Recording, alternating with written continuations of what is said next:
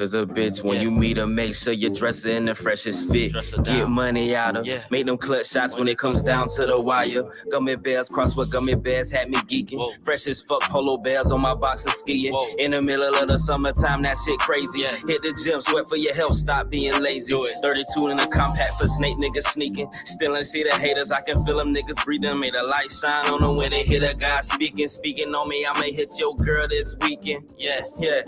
Shoe me's on my pizza, I'm tripping, but I'm getting cheese. Wanted to be make-believe, but it ain't. My lungs are older than you think. GDP as a youngin' and I'm still rolling dank. Baby looking delicious, I wanna dip it in the tank of chocolate, then lick it off properly. Like whoever looking finna get a show, who's stopping me? Blue lemon on my raw, organic black property. I'm coming up like Mentos in a Coke bottle. Wanna make a Coke, I ain't a reference, but I don't want a fair problem. I'm fresh as fuck if the feds watching. My outfit killed a white bitch, I think I need a Johnny Cochran. I made sure the gloves fit, sipping OJ. She brushed her teeth and tongue with my dick, I came Colgate. Afternoon when Robin, Florida boy Jay, chillin' Riverside, few shots, watching my tequila sunrise. I fucked them from midnight to sunshine, smoked it after she climaxed, made a tree climb. Then I'm out, then I'm back to the crib, then I'm out, back to the streets is where I live. Yeah, sometimes life is a bitch. When you meet her, make sure you dress in the freshest fit. Get money out of, make them clutch shots when it comes down to the wire. Yeah. Sometimes life is a bitch. When you meet her, dress in the freshest fit. Yeah, and then get money out of, clutch shots when it comes down to the wire. Yeah, run it up, motherfucker, run it up. Yeah, operation get this money anyway. Yeah, run it up, motherfucker, run it up. Operation get this money any way possible. Niggas going broke, and to me it ain't logical. Whether you got a pocket full of stacks or still in pocket full, stacking to the ceiling in vacation somewhere tropical. Smoking on that tropical, shit look like poison though. Damn a nigga, I don't even ask what it's going for. Yo, I had to do it. I had to.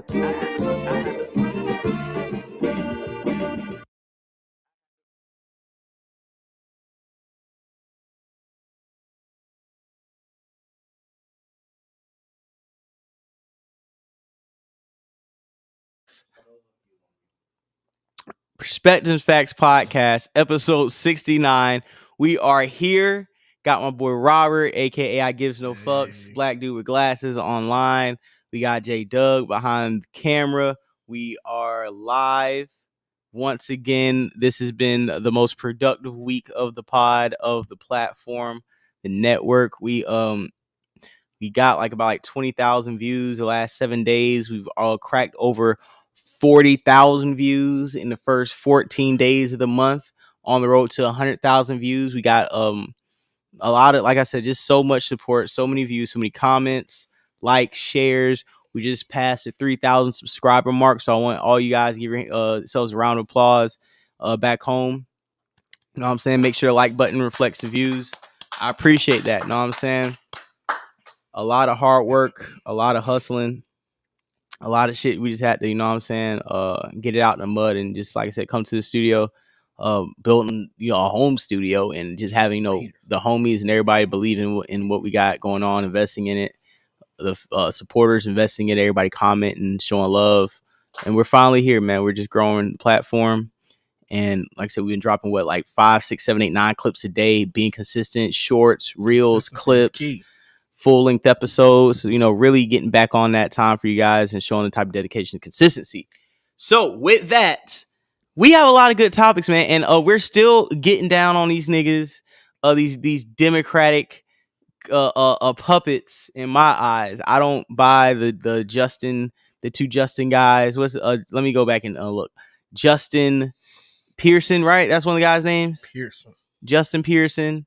The other guy, I think, is like Justin Jones, something like that. These individuals, I ain't tripping on. I'm not saying they're like bad people, but I don't believe they should be the new faces of the black movement or some type of black political movement. Just because you see black people sitting up here doing slave hymns, tap dancing with the fro, and talking like Martin Luther King does not mean he's for black people. And niggas who subscribe to this are the same niggas that got manipulated during COINTELPRO.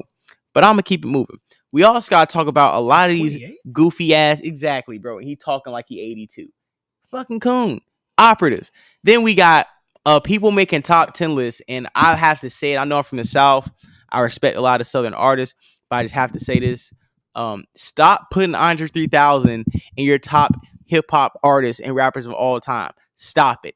At this point, Andre 3000 is becoming the most overrated rapper in the history of hip hop. This nigga don't got one solo album outside of Love Below, and it has a couple good records. It's a good album, but that's not even a rap album. To keep it a buck. So let's stop the cap. On top of the fact he didn't drop a solo album since then. So why is everybody acting like the Life of the Party verse was better than 5 albums? The Life of the Party verse was better than anything Jay-Z put out the last 10 years. We're just talking about lit. We're not I talking don't about even talking about Jay-Z. We're not talking about lyrically. We're talking about just him putting out. We're talking about, bro. Okay. Yeah, we're talking about putting out, and I think I'm not gonna say that Andre don't have a lot of shit out. Oh, do you have the last thing I sent you to J Doug email, the top 10 GOAT list? I just want to know if you have it. Lyrically, but look, I can understand. But on this list, really quick, top 10, they got Kendrick at 10, KRS-One at 9, Eminem at 8, Ice Cube at 7, Rakim at 6, Biggie at 5, Pac at 4, Andre 3000 at 3. Hove at 2 and Nas at 1. I'm gonna be buck with you. I love Tupac. Low key, I would flip him and Biggie. Lyrically, though. And you would leave Andre at 3 over the both of them. Well, I'd probably draw Andre down a little bit, though. But the one that just caught me. Andre 3000 ain't earned his keep, dog. Earn what? He have a hell of a catalog. Earn what? What catalog does Andre 3000 have? With Outkast. Okay, so say Outkast has a catalog. That is true. If you're gonna do that, you gotta do the group. And the Dudgy family. He participated in the group. He was in the group. He showed his rapping skills. If Andre 3000 wanted to, Ghostface Killer should be higher than Andre 3000. If we really gonna talk about it, hella Wu-Tang should be on in that case. Thank you. You can't put no Andre 3000 on the list over no Raekwon, over no Ghostface. Method Man, I'll give you that. You put him over a couple other niggas who was in groups, I'll give you that. But you're not putting Andre 3000 over Ghostface. You're not putting him over Tony Stark, my nigga. You're not putting him over the Purple Tape. You're not putting over Supreme Clientele. Bro, if the fact that Andre 3000 does not even have a Supreme Clientele in his catalog should be all you need to know. Like, bro, Andre 3000 got some shit to touch way more people than Supreme's Clientele. Listen, what? Hey, y'all, that was so monumental to the advancement. Yeah, because Roses Smell Like Boo Boo was such an advancement to hip hop and music genre. No, it wasn't. It wasn't. Eclipsed hip hop, bro. He was off to making classic music at that time. That crossover. Andre. Okay, so you can't be in no greatest MC. Yeah. Because the songs that crossed over weren't rap songs. Yeah, it's different. Stop moving the goalposts just because y'all niggas like a certain nigga, man. Andre 3000, is she one of the top rappers? If we had to do a top 50, sure. Yeah, sure. But as far as output catalog, he's a lazy emo nigga. We're not putting no lazy emo niggas on no list with niggas who bust their ass and put forth work ethic. Andre 3000 can't even be in the same room with Lil Wayne. Andre 3000 can't even be in the same room with Future, with J. Cole, none of these niggas. You know why? I'm not even putting Andre 3000 in the same room as Gucci Mane. You know why? Nah, bro. I don't give a damn. You know why? Because Gucci Mane Gucci Mane dropped me till I ain't got nothing left to say. Andre 3000 running around here doing hopscotch with a flute. Shut y'all niggas up, man. Y'all want to talk about consistency? Y'all, if that's the case, why don't you put Jay Electronica number 1 just off Exhibit C? Because Exhibit C, bro, we saved this nigga for 10 years. Outkast got over 5 classic albums, bro. What does sleeping on Dre? I'm sleeping on Andre 3000. I never heard Andre 3000 Name me the top 5 song. Okay, I got one. Since Andre 3000 is so high up in these niggas' list, why don't you name me the top 3? I don't even do top 5. Name me 3 Andre 3000 verses. Ooh.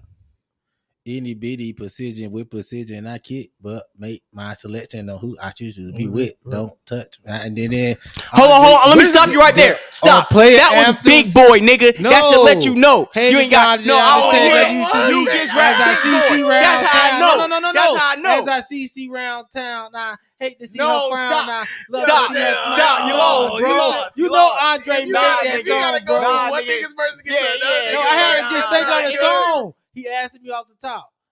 That That's song true. On top with 5 Pimp rapper, C. you name me top 5. Bro, we can't count Andre because, bro. So he shouldn't be on no top 10 list. Everybody on that top 10 list, you see it. If Maybe I not ask as you high. outside, if you actually name me 3 Eminem verses, name me 3 goddamn Jay-Z verses, name me 3 Nas, Hov, Rakim should be on that list. You can't say that because you wasn't around when Rakim was him. So you don't know Rakim changed how niggas was rapping. Yeah, I'll put Rakim on there. Let me salute. One definitely should be. Let me salute to Shay Love. How you doing, baby? Salute to Williamson franchise. Stephon, salute. You know what I'm saying? What's up, Jazz? Everybody hit the like button. Wait, the likes reflect the viewers and subscribers. Thank you to everybody in here talking. But listen, man, salute DD Jazz. You know what I'm saying? They rocking. What I'm pretty much trying to say is I love Andre 3000. I love Outkast. One of the first 2 albums I bought my own money when I got my first car was Aquemini and AT Aliens. I'm an Outkast baby. I'm a Dungeon Family baby, dog. Like FB, like Future. You know my favorite rapper. That's a Dungeon Family kid. You know what I'm saying? Right. Like I'm all about that. But I'm still gonna be objective, and I'm still gonna say that as much as I like Andre 3000, he should be nowhere near top 10 list unless we naming top 10 niggas from a group that never put out enough work to be idolized the way they are. The reason why he ain't put out any music because y'all niggas nut hug him so much he could just do cartwheels playing the flute. And y'all niggas go act like it's the God flow. Niggas, man. I hate niggas. With the flute Niggas, shit, you got the though. God flow, bro. Cause I'm really Ain't picturing no this nigga nigga doing that's coming cartwheels out with a ripping flute, like yo. Dre, right? And let me ask you another question. Damn. Every song you name that Andre that you one of the best Andre. You can paint a pretty every song, hold on. picture, but you can't predict the weather. Miss Jackson. Stop dropping line. And guess who probably had Kimmy Queen? But guess what? Every song you name, that's like, oh, Andre killed it. Big Boy might even have a better verse. Bombs over But bad Big dad. Boy should be on every list you put Andre 3000 on. Big Now, Boy that's the point. should replace If you him. gonna put, and I'm not saying Big Boy's as good a lyricist as Andre, but at the I same say time, he is, and he them raps putting better. them together. I'm just saying, but you're right though. Because if you're looking at the Outkast, you're saying 1A, 1B, right? You can't call Big Boy 1B next to Andre and not put him on this top 10 list. Because if Andre's that good, Big Boy right beneath him, he's got to be on that list. This is what I'm saying. It's like niggas. That I understand. Niggas like to act like Andre 3000 was Outkast. That's the problem I be having with niggas. Niggas like to put Andre 3000 on these lists as if he was a nigga. Outkast. No, he wasn't. Because nobody ain't checking for Big Boy by Big Boy. But I bet if Andre, because Big Boy done dropped plenty solo albums. And they go. True. And they did numbers. Every now and then they go. But if Andre dropped that shit right now, we taking off. No, I'm ashamed. Andre wouldn't drop. He even talked about it. He said he wouldn't do it. No, I'm ashamed of J Dub. Y'all niggas don't deserve it. I'm disappointed J Dub. Because J Dub grew up with us. J Dub remembers when Outkast was popping. Everybody fucked with Big Boy. Andre was a weird nigga oh yeah, he can rap, but he's weird. We fucking with Big Boy. Everybody thought Andre 3000 was that era's Young Thug. He was that era's Lil Nas X. He was that era's Cisco. He was that era's, he dressing weird. It's bad for kids. It's bad for the community. Niggas wasn't celebrating Andre 3000 to all the skinny jeans, tight jeans. Everybody want to be eclectic. All the universe hoes and niggas who don't wash their ass and eat vegan plants and don't shave on their armpits. Once that culture, that black subculture took mainstream, the hippie culture, the hipsters, that's when niggas start having revisionist history like Andre 3000 was Yoda or some shit. When all before, he was cool, but everybody fucked with Big Boy. And then when they, Hey Y'all dropped, we all like all them songs. Niggas ain't start gassing Andre 3000 up till 2006, 2007 when he did the Walk It Out remix. He got on a couple other solo tracks. And niggas like, and that's when niggas realized, this nigga rap, he can do his thing. And then he teased niggas because he dropped fire features and no solo work. And everybody just started gassing him up off of his fucking one verse features instead of putting out a full body of work. Solo work is definitely part of it though. He definitely can't keep moving him ahead of all these greats. And then when I asked you where Big Boy is, he nowhere to be found. But you want to tell me how great Outkast is, true. but you don't have a place for Big Boy, and you overplace Andre, knowing damn well Andre is not a better rapper than Big Boy. Andre may be saying some meaningful things, but when we talk about the lyricism and working and rapping, the speed, the way he slows it down, the cadence, the counting of the bars, Big Boy is him. Who was 10 on that list? The 10th person on that list. Okay, Kendrick Lamar. I don't think there should be a list where Iron 3000 is over Big Boy. I'm sorry, bro. Either put them back to back or put them together as a group. But Andre 3000, for him not to have any solo projects, That's true. there's no way you can put him ahead of In Big that Boy. aspect, yes. And Big Boy has kept Outkast's name alive since their last album in 04. Because if he stopped doing music, then where's Outkast today? Like, I'm not gonna give you props because you don't show up. Man, that nigga was on the end of what that song is 16 ain't enough. Come on, bro. It's 16 with Ross. No. That was Ross. Oh yeah. And then Ross said, remember when Ross say, I'm gonna just let Andre ride because I care about you. Then he got on the guitar. Nigga, I could have did that guitar piece. That nigga ain't play nothing. He hated. That's niggas. Andre got on it. This Bro, is my problem with black folks. Hey, bro, and when Kanye put him on the end of Faded, he said, "Oh, he didn't do nothing." 30 hours. Woo! He came in at 30 hours. Is this nigga trolling? I'm gonna let 3 Stats just come in. He got me 30 hours. Now when 3 Stats came This in, nigga said his background vocals put him in the top. When he did that, I do something wrong. Come on, bro. Andre just get on the track, make that shit. He be like 3 Stats on that. He can 30 hours. Woo! Bro, that shit was wrong, bro. Nigga dropped I'm Sorry and 16 Ain't Enough, and niggas like you and a whole bunch of other these niggas got so enamored by 12 bars. And what about that track he put on T.I.'s track? Yeah, I'm sorry. I want to rap about my rap partner. Even I'm awkward. I ain't going fucking up the Torah. Come on! But see, also, when you think about this, all right. Yeah, so bro, you ain't rapping. I'm sorry. Go ahead, Go ahead. Finish your point. Yo, you ain't rapping 7 years. I hope you got something to say, nigga. The fuck? You give me a verse every 5 years. I'm pretty sure it's gonna be packed with shit, right? True. Sure. God damn, y'all. Because also, if you can put Andre on that list, right? He ain't released a lot of shit in a long time.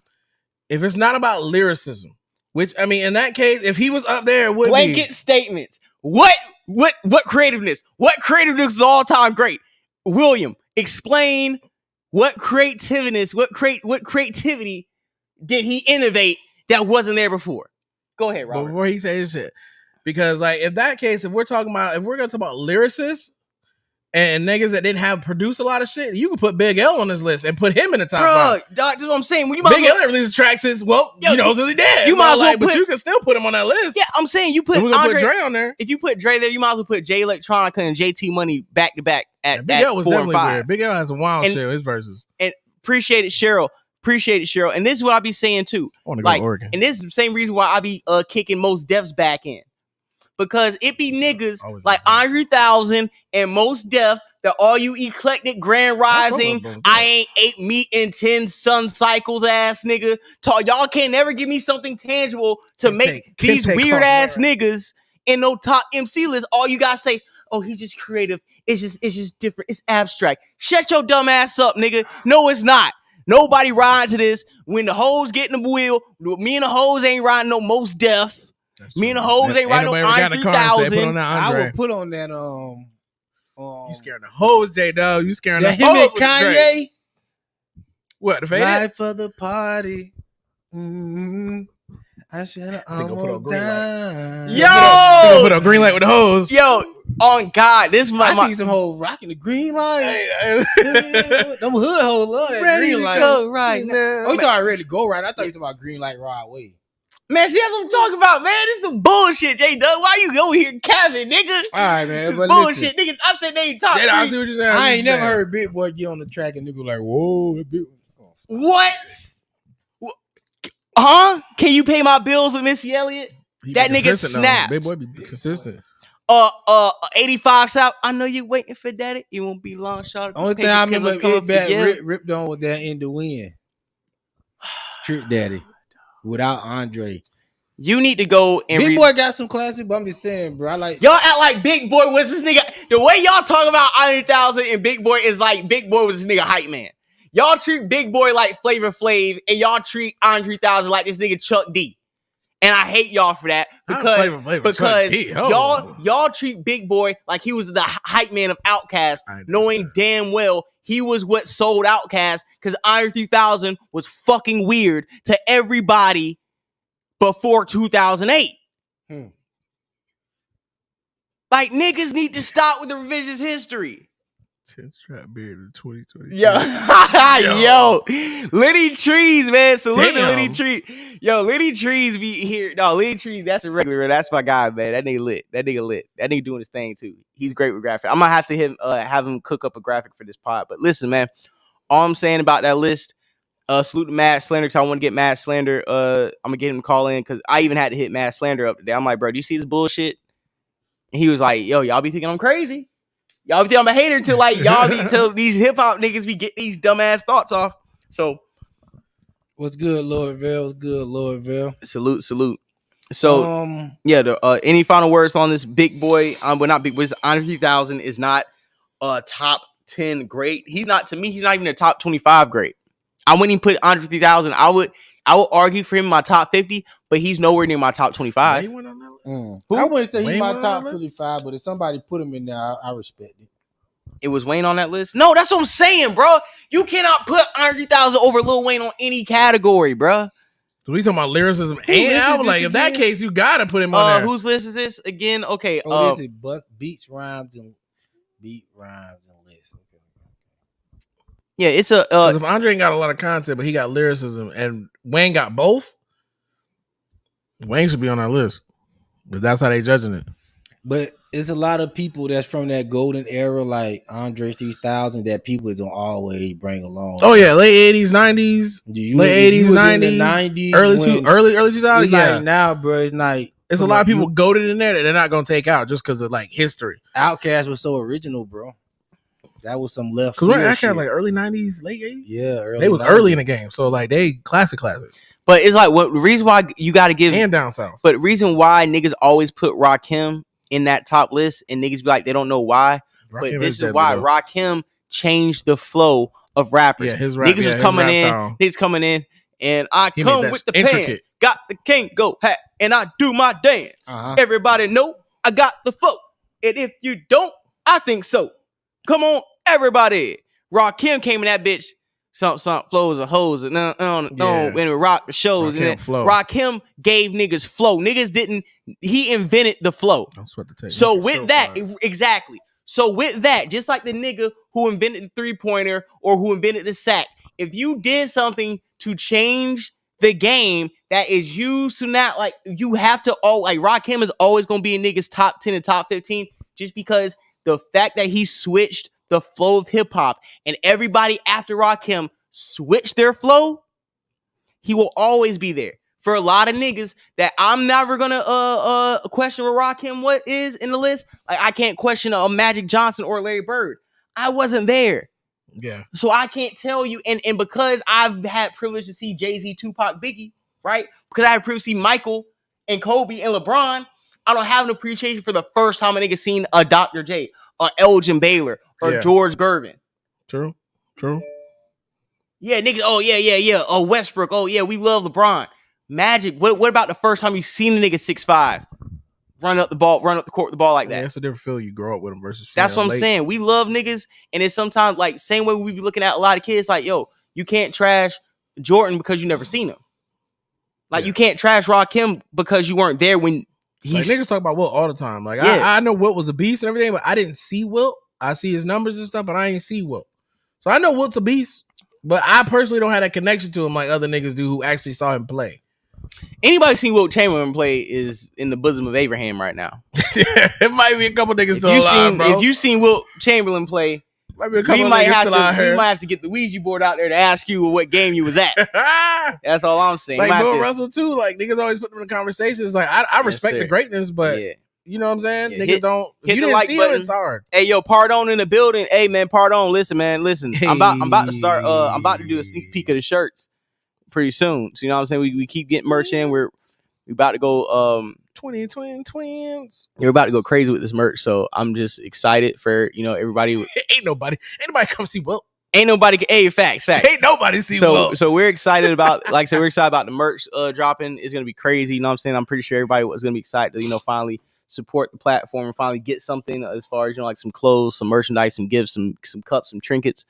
So before we get to the next topic, you know, this wouldn't be an episode of Perspective Facts podcast if I wasn't gonna stunt in front and shine for the world to see. So let me pull out the 2018 these are the Shadow Ones, original OG colorway.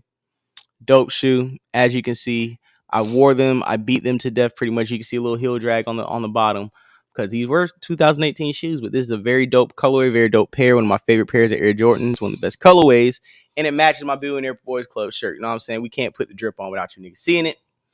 Perspective Facts podcast. Next topic, J Doe. What we talking about? What do you want to get into?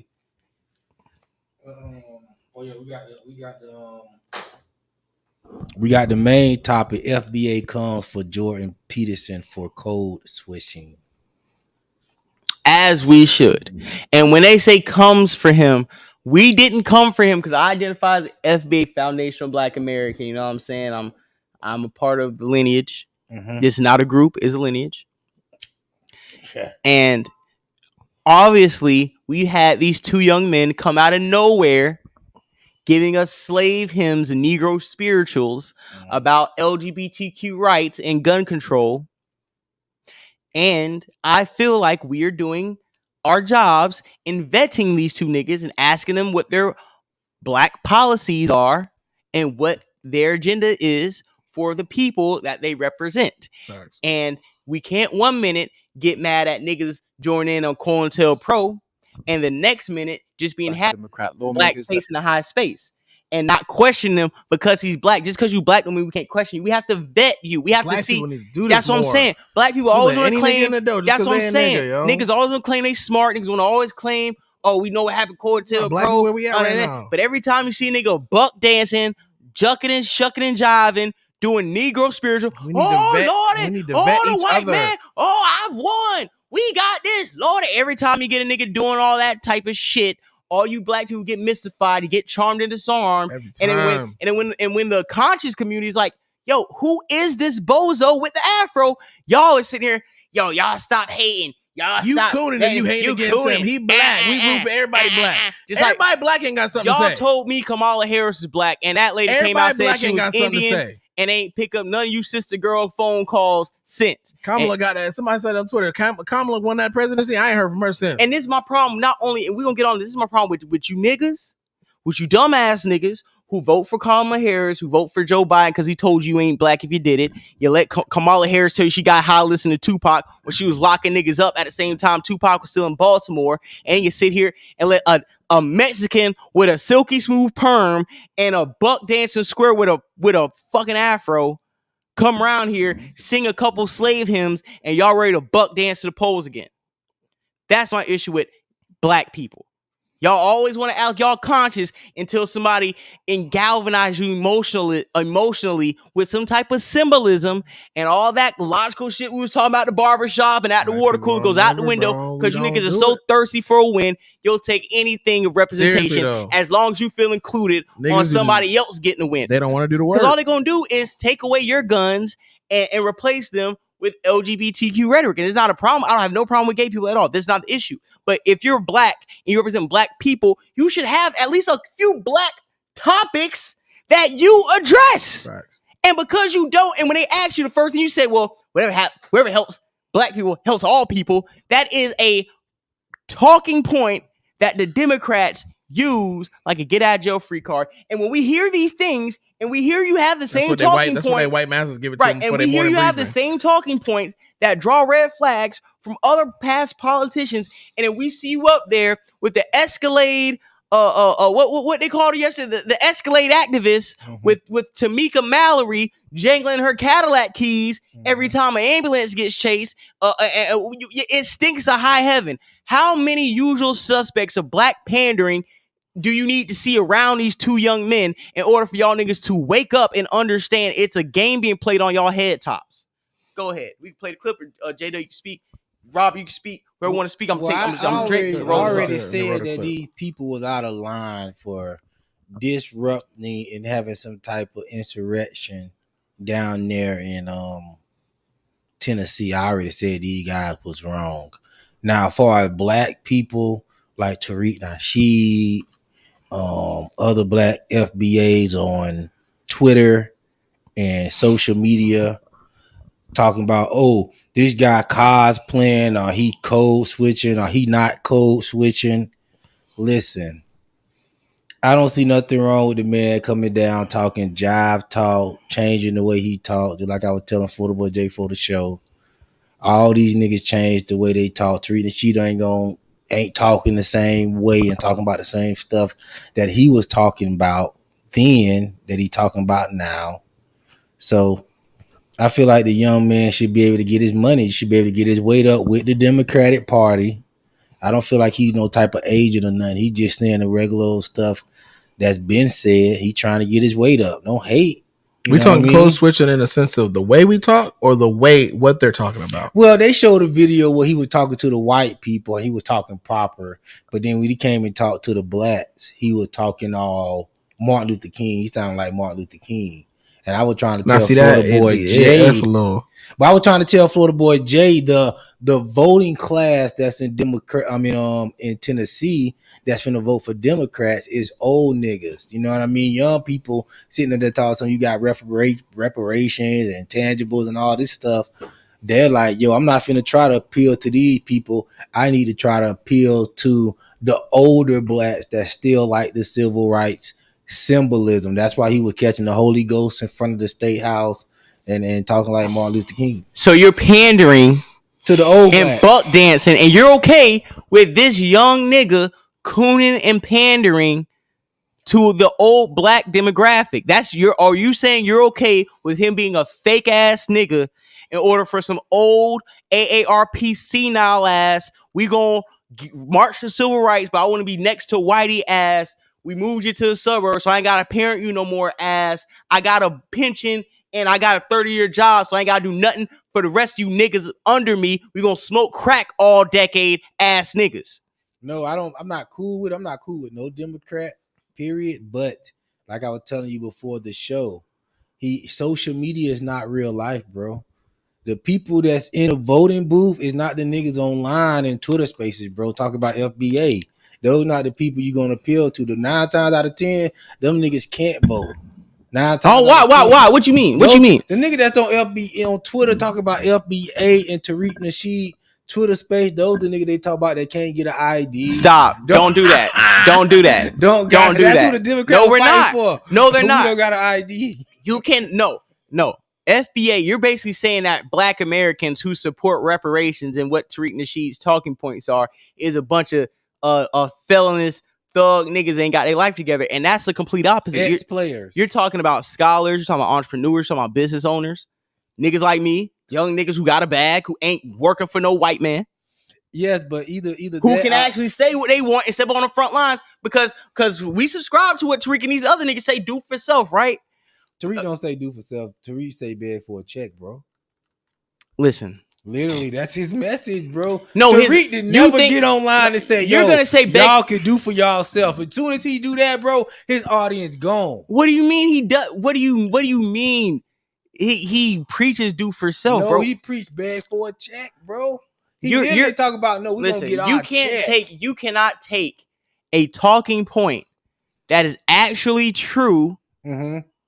And paint that as a narrative to how he thinks and how he moves. Because if that was the case, he'll be like Bucci Bear and Taharka Bay and Young Pharaoh and the rest of these niggas who record out of their mom's basement, and when they get a check, they switch up because they want a handout. They want something for free. They don't have nothing for self. They pander to the black community and have nothing in return. At least Tariq got his money. He in Calabasas, and he's still working with niggas. He's still going down making museums. Work with no nigga. Tariq work with white people. What you mean he don't work with niggas? Have you been to the museum? You seen the staff? I seen the white people.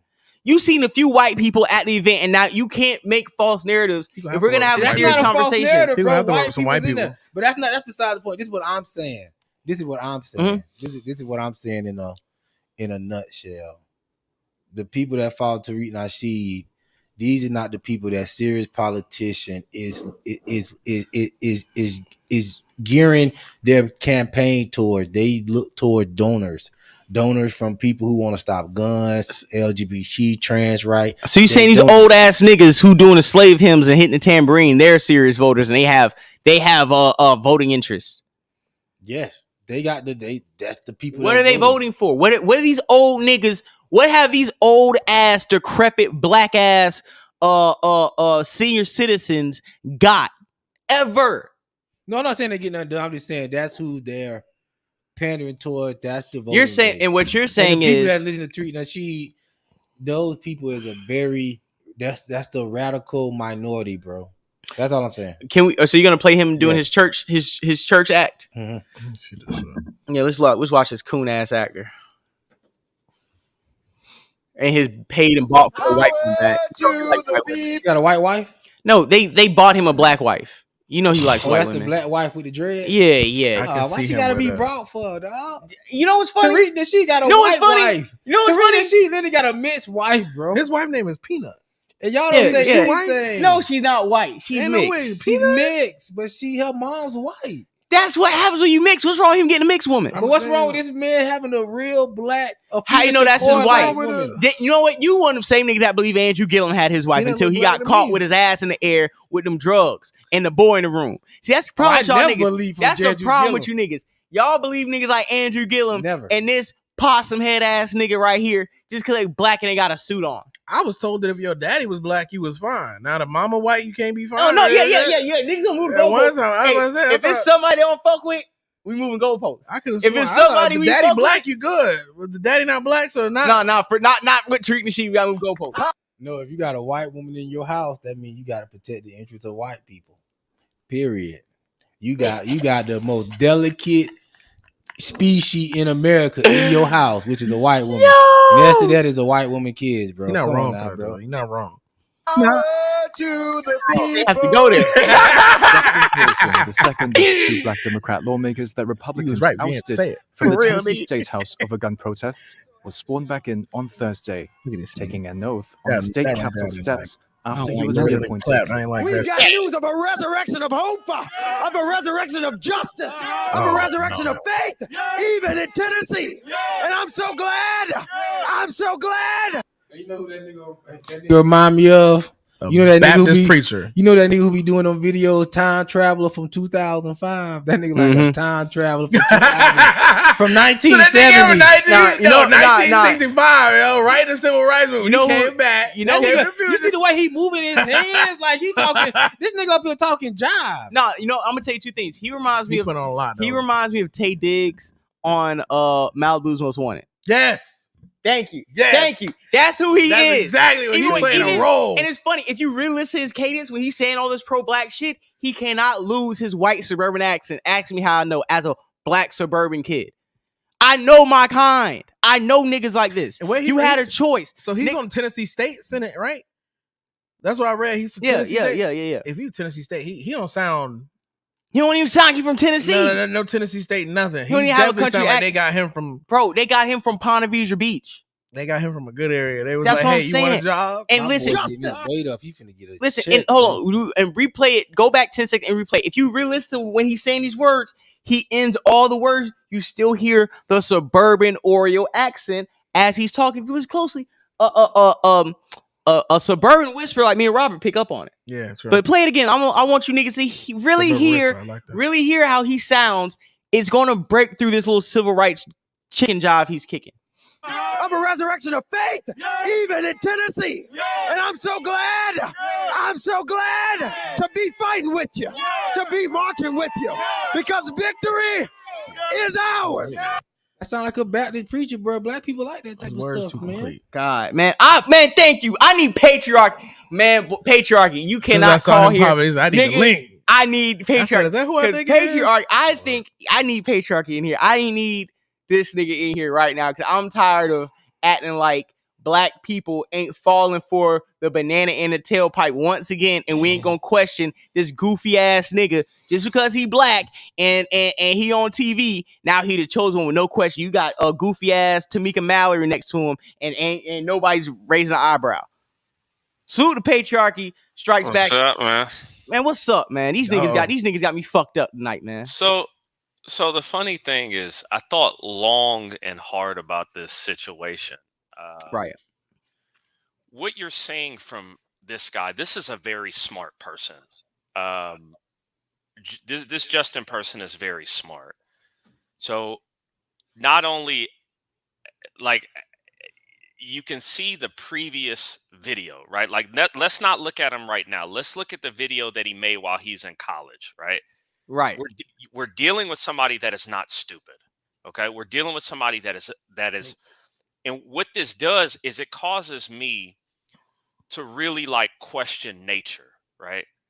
And it doesn't matter what community you're in, black, white, Hispanic, whatever, right? But let's focus primarily on black, right? There has always been a black upper class in America, right? Yes, There's always been a group of black people who are more elite, based upon any standard, right? Right, the Jack and Jills, the Like, exactly. So let's go to that group, right? So we go to Jack and Jill, we go to like the debutante balls, we go to cities like New Orleans, we go to PG County, like PG County and DC, right? We go to these places. So what happens is this, right? The smartest people, in my opinion, no matter what they are, they stay away from politics, because politics is all a grift. The only people I really think that were somewhat alpha in politics, and it's crazy, you're probably gonna get me for saying this, I think this guy Justin is a strong person, right? But I think that he knows what it takes. This is just what politics has turned into. It's become a performative politics. Exactly, right? So for me, it's like he's smart enough to read and put himself into costume to understand what is going to get people to flock to him. He's not a dummy, right? But I'm telling you that the smartest people, all government is a grift, no matter what it is. Community, when anytime somebody says, well, anytime somebody starts saying we, right?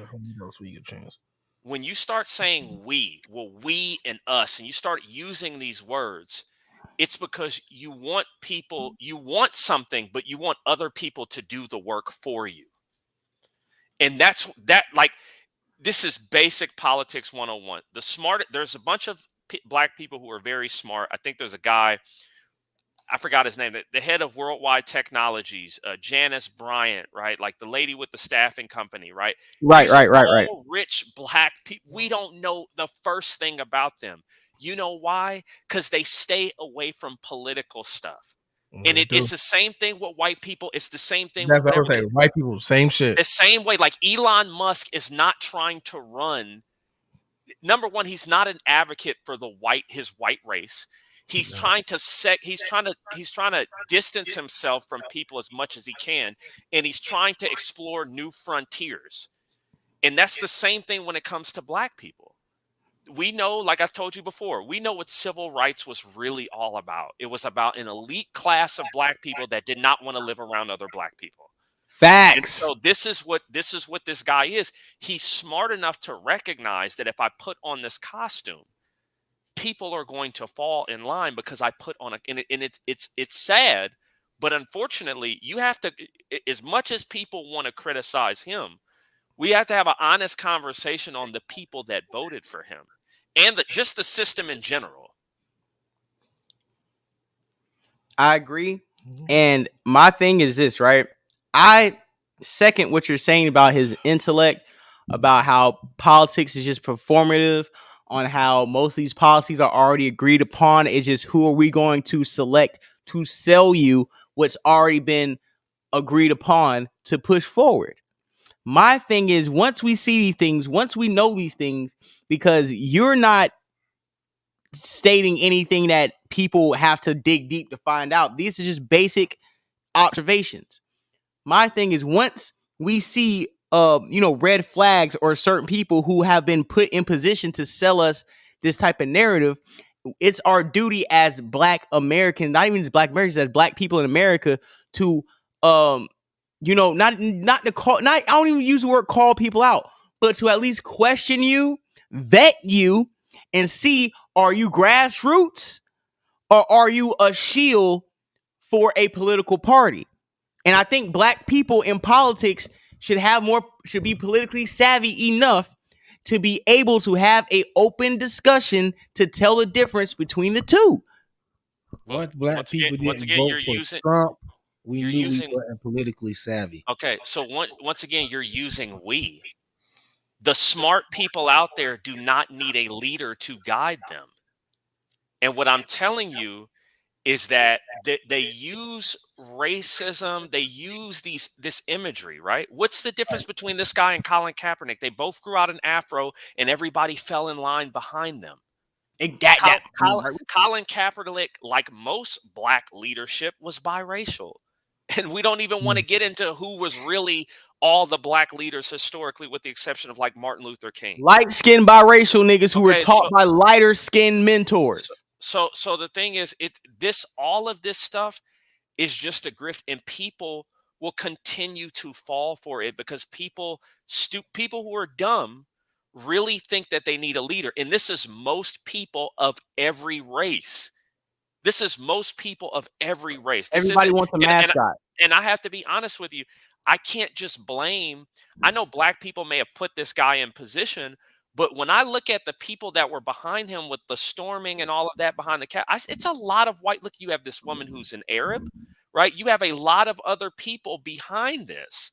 And so for me, I can't just put this on Black people. What has happened is the victim card has been appropriated by weaker white people. Black people have to realize that right now you're just a flank. You are the weak white man's tool against other white people. Yeah. The higher one. No, you're right, and I believe what you're saying. One of my main things with it, click one more time because I think I turned off. One of my main things too, what I'm saying is that, like, I agree, there are multiracial people walking with him, but they're walking with him because everybody outside of Black people are going to benefit from this nigga coming in office, being symbolic, galvanizing the people of color crowd, which is a myth, and getting everybody but white people to pass these LGBTQ laws, pass these stricter gun laws. We're just going to use a Black face to get all you Black people and the rest of you others to join in on the bullshit. And then once we join in and we have to start doling out awards for this nigga pandering, we're going to get gay rights, we're going to get stricter gun laws, and we're like, hey, what about the Blacks? You niggas get nothing once again. And what I'm saying is, once again, all these niggas want to rally behind these symbolic Black people who tell you time and time and again when they get on camera, I have nothing to give you niggas. Okay. The thing is this, I want you to look at, I get you're doing black and white. Look at this, take it further than black and white. Look at strong and weak. Look at strong and weak. How do there's only a percentage of people who are strong, who are smart. All right, so let's go to Black people, right? There is a top 10, there's a top 5% of Black people in this country who are super wealthy, super successful. Their kids are living much better than 95% of the other children out here, right? Black or white. Black or white. And what I'm saying that this is all a grift.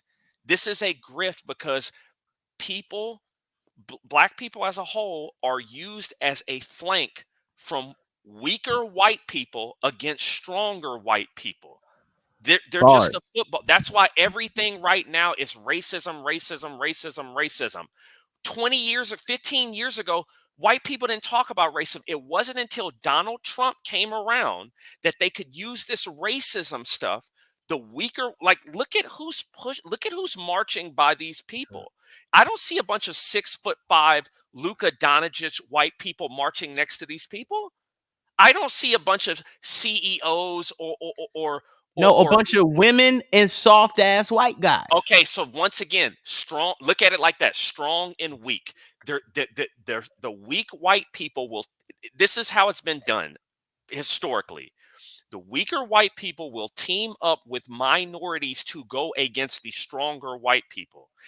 And then they will use stronger black people to put on things like this guy just did to deceive weaker black people. Like I'm telling you, when you look at weak and strong and how the weak always will outnumber the strong, and the purpose of the government since universal suffrage, since they gave everybody the right to vote, it's all about taking stuff from the strongest people.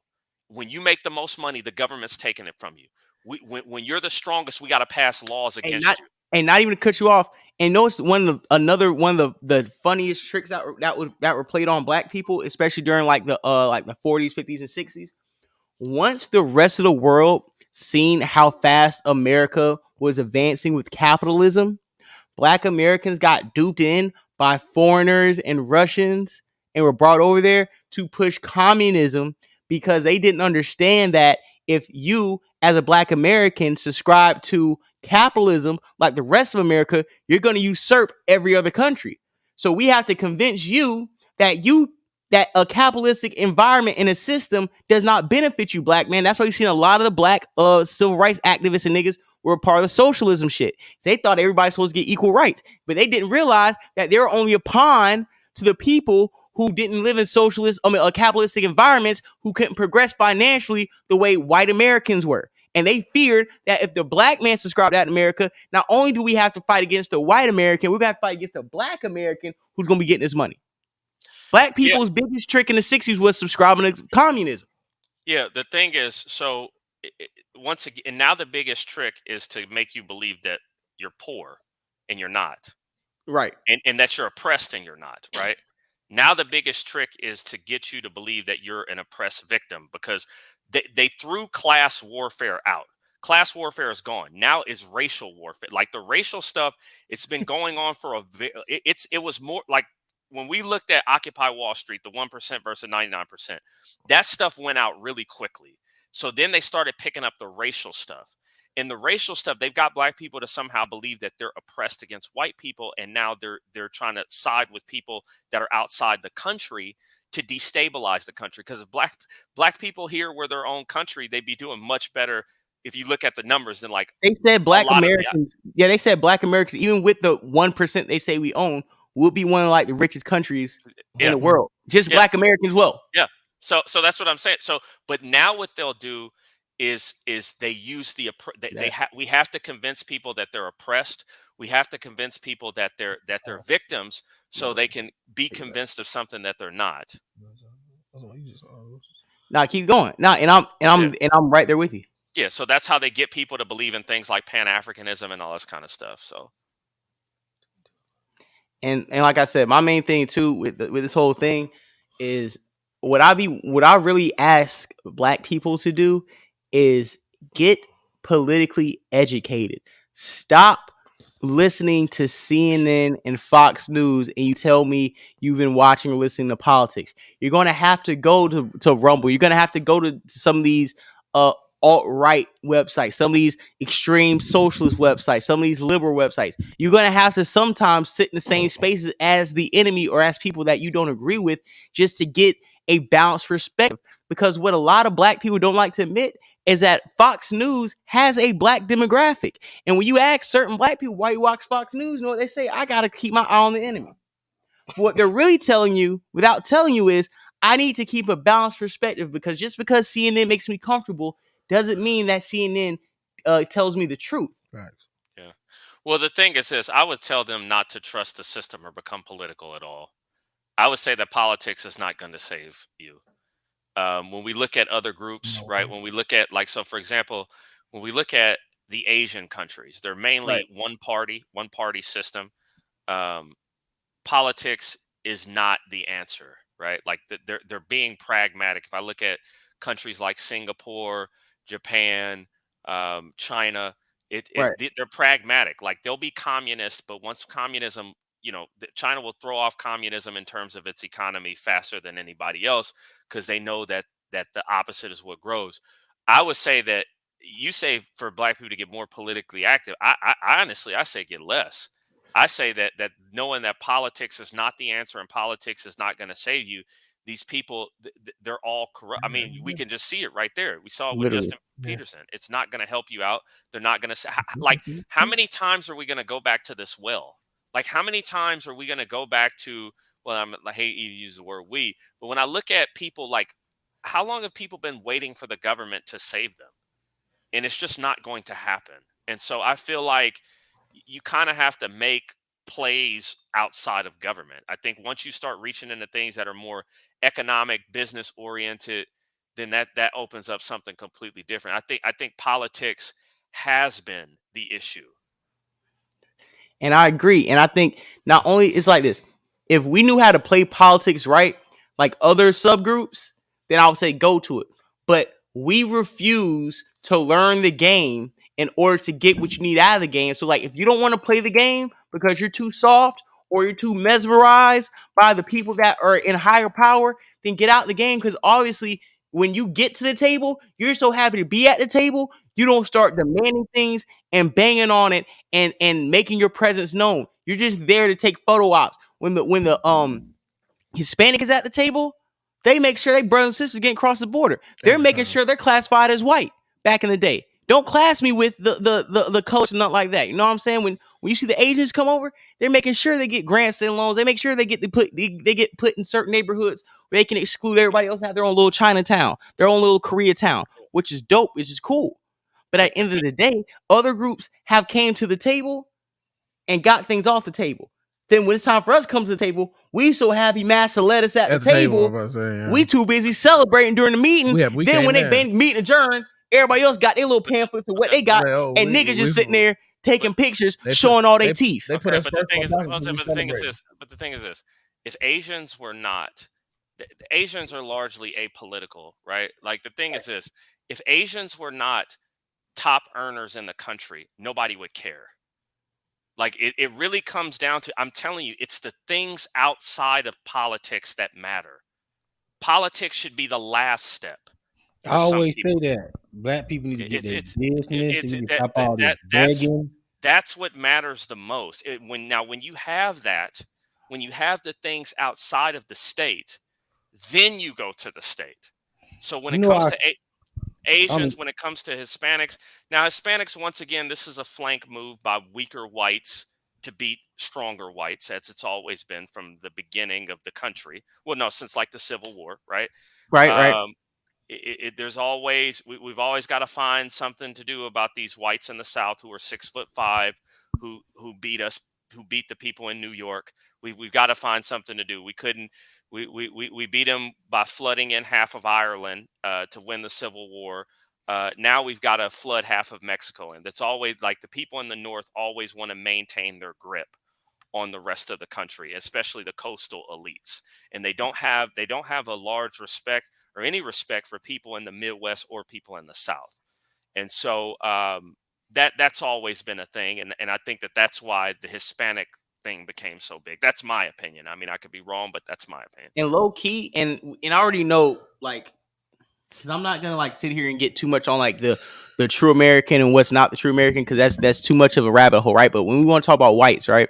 We know white Europeans came over here, but we know most of the people in the South are lineage whites. And when I say lineage whites, are the whites who got here pretty much first, found the South, cotton fields, had money, bought slaves, generation. You know what I'm saying? They're white. Anti-government. I'm eating in my small town or where the fuck I'm at. I don't even see a police. We're the law down here. So pretty much there's nothing the government can do to affect how we live. So anytime the government tries to come here, we're self-sufficient. We don't need the government to come put our eye on us because we've been getting money. Versus a lot of more people in the North, like, where, New York, where, the harbor, all the, where the immigrants, what's the island? The whole immigrant Ellis Island. Ellis Island. Yeah. That's the swag up there. The swag up there, the environment up there is the land of immigrants, right? So really, it's like the North has that immigrant hold, the trading relationships, that international bond, banking, and the South pretty much has the labor, has the goods, has the exports. And the whole battle and the reason why the North kind of won, this I'll explain on the Sit and Politics podcast when I was talking to them. I'm like, really, the North wanted the money the South was getting. The South was like, bro, we're not cutting bread with y'all niggas, bro. We don't have to cut bread with y'all niggas. We don't have to do anything. We don't even have to pass y'all laws or mandate a damn thing. Y'all don't have enough money to fuck with us. Niggas don't even understand New Orleans is one of the richest places in the world. Like some of these South Carolina too. Yes. And it's like nowadays, them places are like filth, or a lot of those places get low government funding for a reason, look like shit for a reason, because that's still the North sticking it to the South. Yeah, I mean, just the imagery of the East Coast, the East Coast elitism, the fake progressiveness of people who claim to be all for everybody and inclusive, but you say hi to them when you walk down the street and they'll stab you. But they want to make America a place for everybody, quote unquote, right? They want to invite everybody here, but you don't even speak to each other on the subway. So I don't even, the rudest place in the rudest place, rudest place. My bad. All I'm saying is, and you can keep going. The rudest place in the world is trying to be sold as the gateway to prosperity. Progressive. Yeah, that's what I'm saying. Like the people that claim that we want America to be progressive and we want it to be open for everybody. And you people don't even speak to each other when you walk down the street. You're rude to each other. You're mean. You don't pick up after yourself. And it's the same thing even in California on the West Coast. It's like you could see somebody. You're telling me you want America to be this great place where everybody can come into. If you saw your neighbor dead in the street, you will walk over their body and not even do anything. Facts. Like this is your day-to-day mannerisms versus each other. But yet you still have this idea that what we need is more, transgender Filipinos, to be inclusive. And that's what I'm saying. It's just this new ideology, and that's what Justin Peterson. That's the comment. I mean, that's the suit he put on. That's the suit he wore. Not a dumb guy. I'm telling you. I listened to his Breakfast Club when he went on the Breakfast Club. Not very crafty and very deceptive, right? Not saying I agree with what he's doing, but he is not stupid by any means. He's media, bro. He was media trained. He went to the government operative school. They gave you those hard talking points to put you on the hot seat. They make sure you know your lines. But what happened with the Breakfast Club? The reason why you see the when we were talking about Tariq Nasheed, where he's getting pushed back, or what's the sister's name? I don't want to keep forgetting her. You know who I'm talking about? Tesla and Figueroa. They're getting backlash, but they really should be getting backlash because all they did was ask him very pointed and salute to Charlamagne, because I said last show Charlamagne gets a lot of flack, but he put niggas in position to have this conversation. Yeah. Just because they asked Justin Peterson very on point questions, inappropriate questions, and because he has no agenda, has no reason to have agenda, didn't even have a lie talking point to even go to, you cannot blame Teslin or Tyreek for calling out something that if he was trained by whoever the fuck he is to come out here and do all this pro black, they should have gave him, give these niggas throw these niggas a bone to throw them off your trail. Well, the thing about it is, I think people view Tariq Tariq is fighting a machine, right? Tariq is fighting a massive machine of black media out there. This is the old versus the new, right? He's fighting the Roland Martins. He's fighting the Roland Martins. He's fighting the exactly. Tariq is the old, bro. No, he's not. Yes, he is, bro. No. Tariq came up through social media, but he's still old. So you're telling me Tariq is BET? BET and TV1 and Roland Martin is old. He's talking about reparations, bro. I'm not talking about the content of his message. I'm talking about him as an individual. He is trying to establish something, and he's fighting corporate elites. Tariq is not part of the establishment. Whoa, Tariq is not a part of the establishment, bro. You serious? No. Why is he on Fox News? Roland Martin. Why is Tariq on Fox News then, bro? Tariq had one interview on Fox News with Tucker Carlson where they debated. Is that what But you're why talking is he about? on late night shows and all this? Because they wanted to debate him. Because he wanted to debate him. So if you're featured, he's establishment, bro. No. The establishments are the people who run the shows, not the people who debate you. Like Tariq can control opposition. No, real shit. If you seen Tariq Nasheed, if Tariq Nasheed ever had a show like a TJ Holmes or a Don Lemon or Roland Martin and got fired or put out, West? Yeah, or Smiley, or what's that one nigga with goofy ass nigga? He just tried to say something about Freaknik. He what's he talked about him yesterday? Who? He tried to say Freaknik was like Black Predators. You know what I'm saying? Tariq talked about him yesterday. I forgot his name. Mark Lamont Hill is a liberal clown. But what we're saying is that part of the establishment. He's been given a show. Tariq is the same thing. But Tariq never had a show. What Tariq never had network has given Tariq a show? Tell me this. What major corporation has backed Tariq? No, because he's not credible. He's not good. But he's not credible to what the white people want the narrative to be. It's not the white people, kid. Like I'm saying, he's not. First off, I would say that it's mainly black people in terms of some of those media things through the Congressional Black Caucus and other things. Tariq is an outsider to these people. He's not a Roland Martin, like Tavis Smiley, Cornel West, Mark Lamont Hill, all the Joy Reid. These are all people that have been stamped. Tariq does not have that same stamp. You cannot compare him. And you can agree with that because you, J-Dub, you're pretty much saying the same thing he's saying. You just don't agree.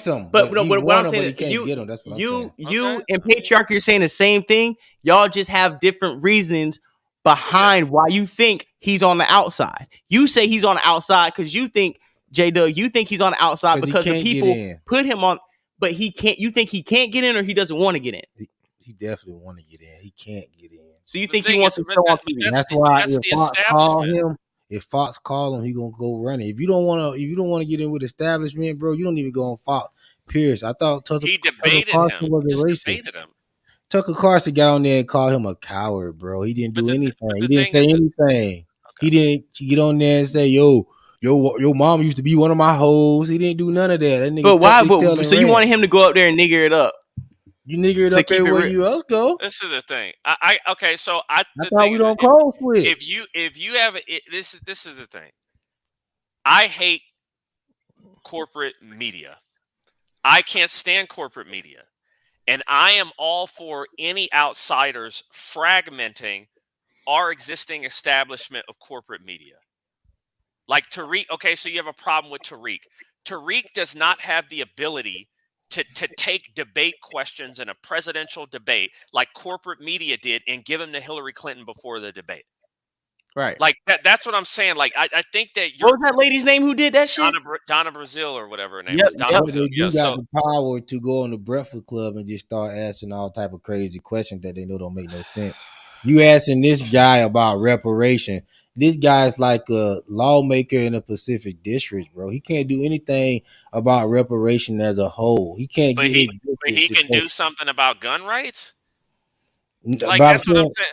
That's what exactly, dog. But that's the Democrats sending him out there to do a political protest. That's something different. But how is this something? How is this something different? What makes gun rights so much more noble than taking away guns much more noble than reparations? Even though because even Joe Biden said y'all niggas not getting no reparations. But that doesn't matter. What I'm saying is that people have the right to ask for whatever they want to ask for. Because everybody else is doing it. But you can't ask me that if you're not a constituent. You're not even in my district. But listen, well, that's the case. That's the case. But if you're trying to push reparations, you're not just trying to push that for your city. You're trying to push that in all 50 states. It is a nationwide issue. This is something that is an American issue. So you're going to want any black representative of any county or state to have reparations on their pamphlet with everything else because this is a nationwide issue. And if you're black and you don't want reparations, then it's like, well, let me ask him a question. Let me ask you a question.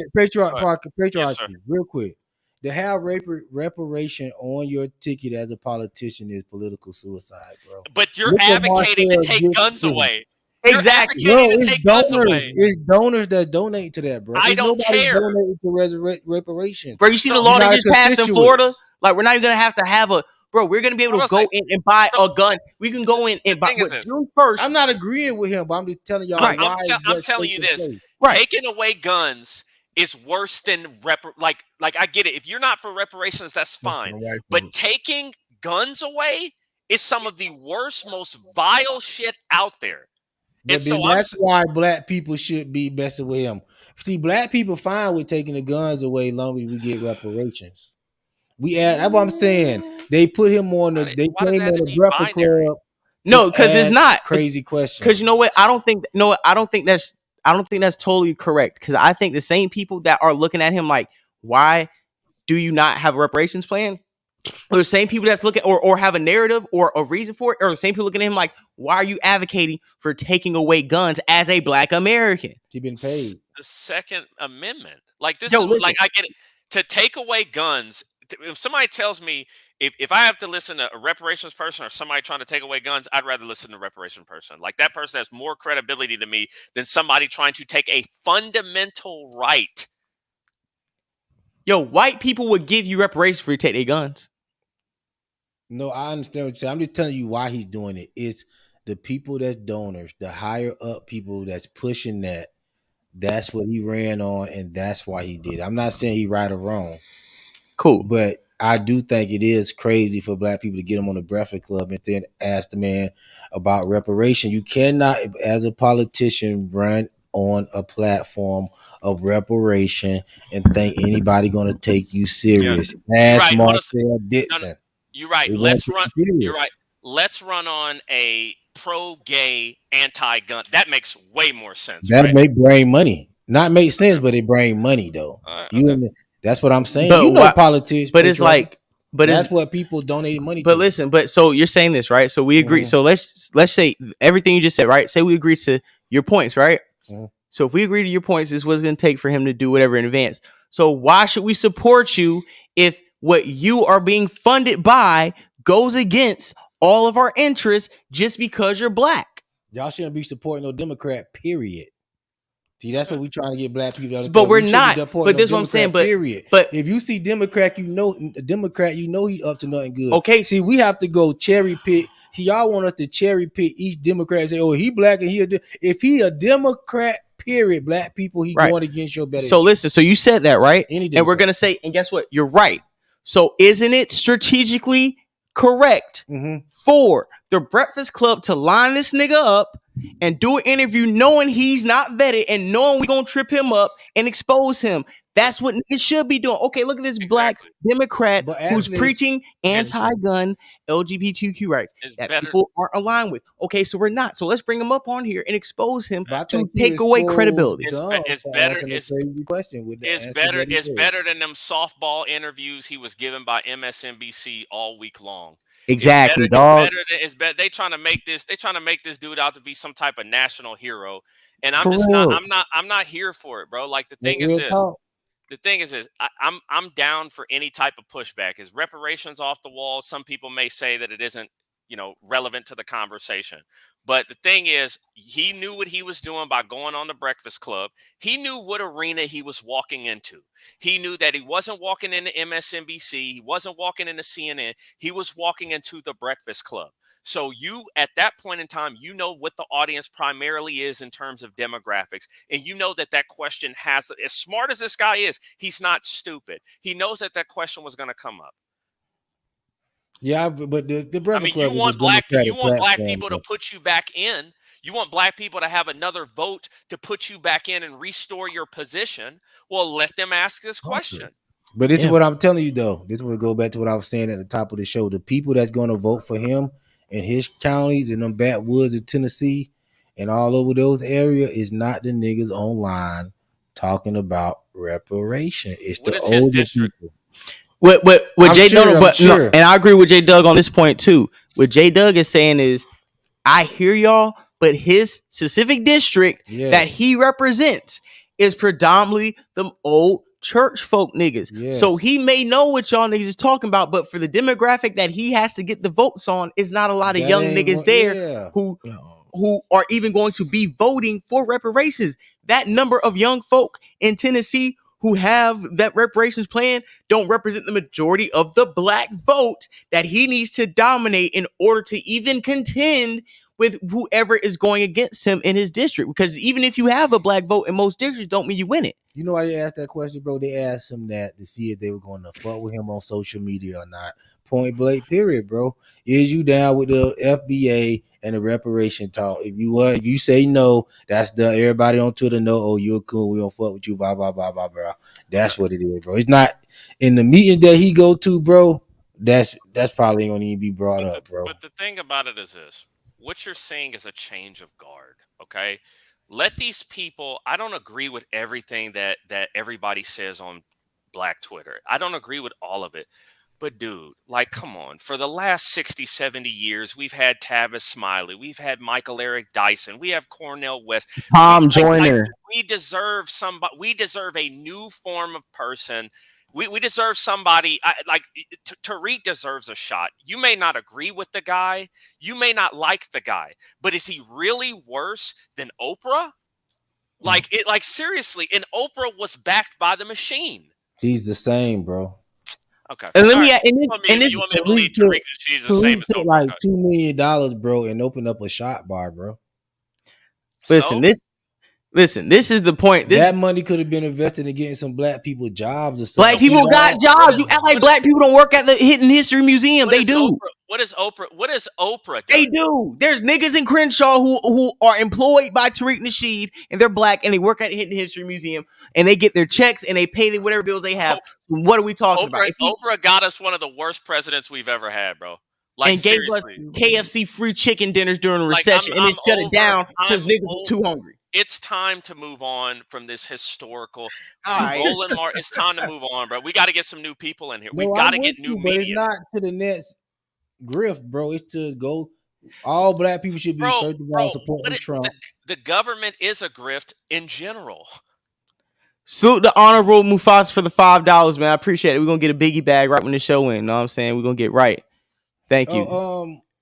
But yeah, man, salute to Jordan P. I don't know if y'all ready to move on. I wanted to show Florida Boy Dre this story. I don't know if y'all got time for this one. Yeah, for sure. What story is it? A Texas man, Larry Peterson, sentenced to 70 years for spitting on the I saw this. Yeah. He was telling me about it. Yeah, let's get into the story. Yeah, let's go play it. Got you right here. That shit confused Spitting me. on a white man. See what happened to you. Texas. 70 years in prison for a Lubbock man found guilty of spitting at Lubbock police. A jury handed that verdict down to this man, 36-year-old Larry Peterson, today. Damn. He was found guilty on 2 counts of of harassment of a public servant for spitting at the officers.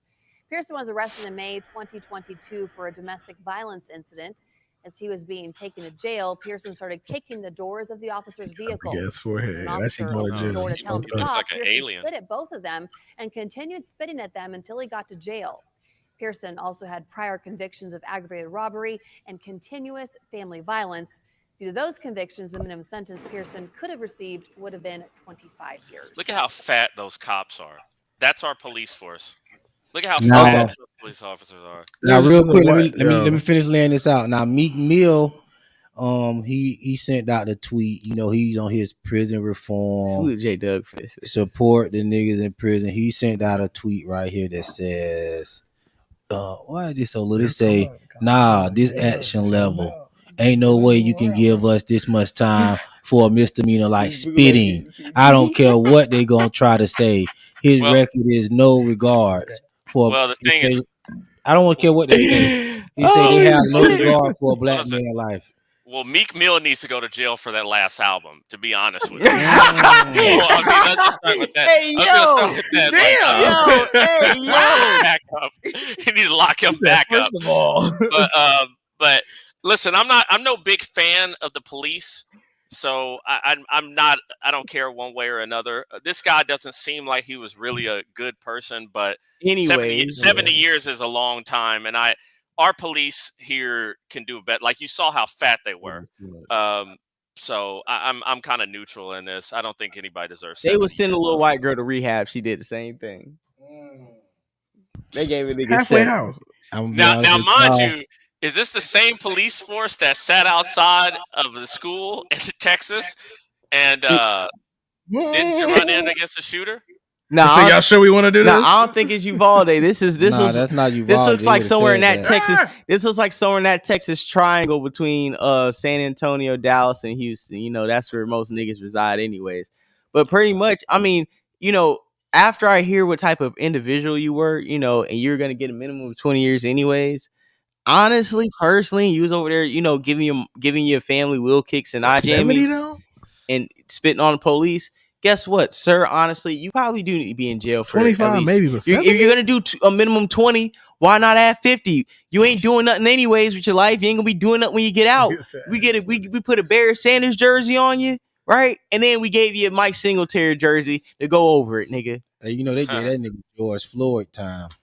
That time they wanted to give George Floyd when he was acting a fool in the back of that police car. Oh God! And they gave him Oh the time. God! That nigga had to do some reparations time. Oh God! Got away. Wow. That's the reparation we talking about. Wow. That's the reparation we talking about. People got their reparations off that nigga. Oh my And God! I'm not mad that nigga in jail. You sit anybody up here that sitting around here. You were waiting for that George Floyd thing, bro.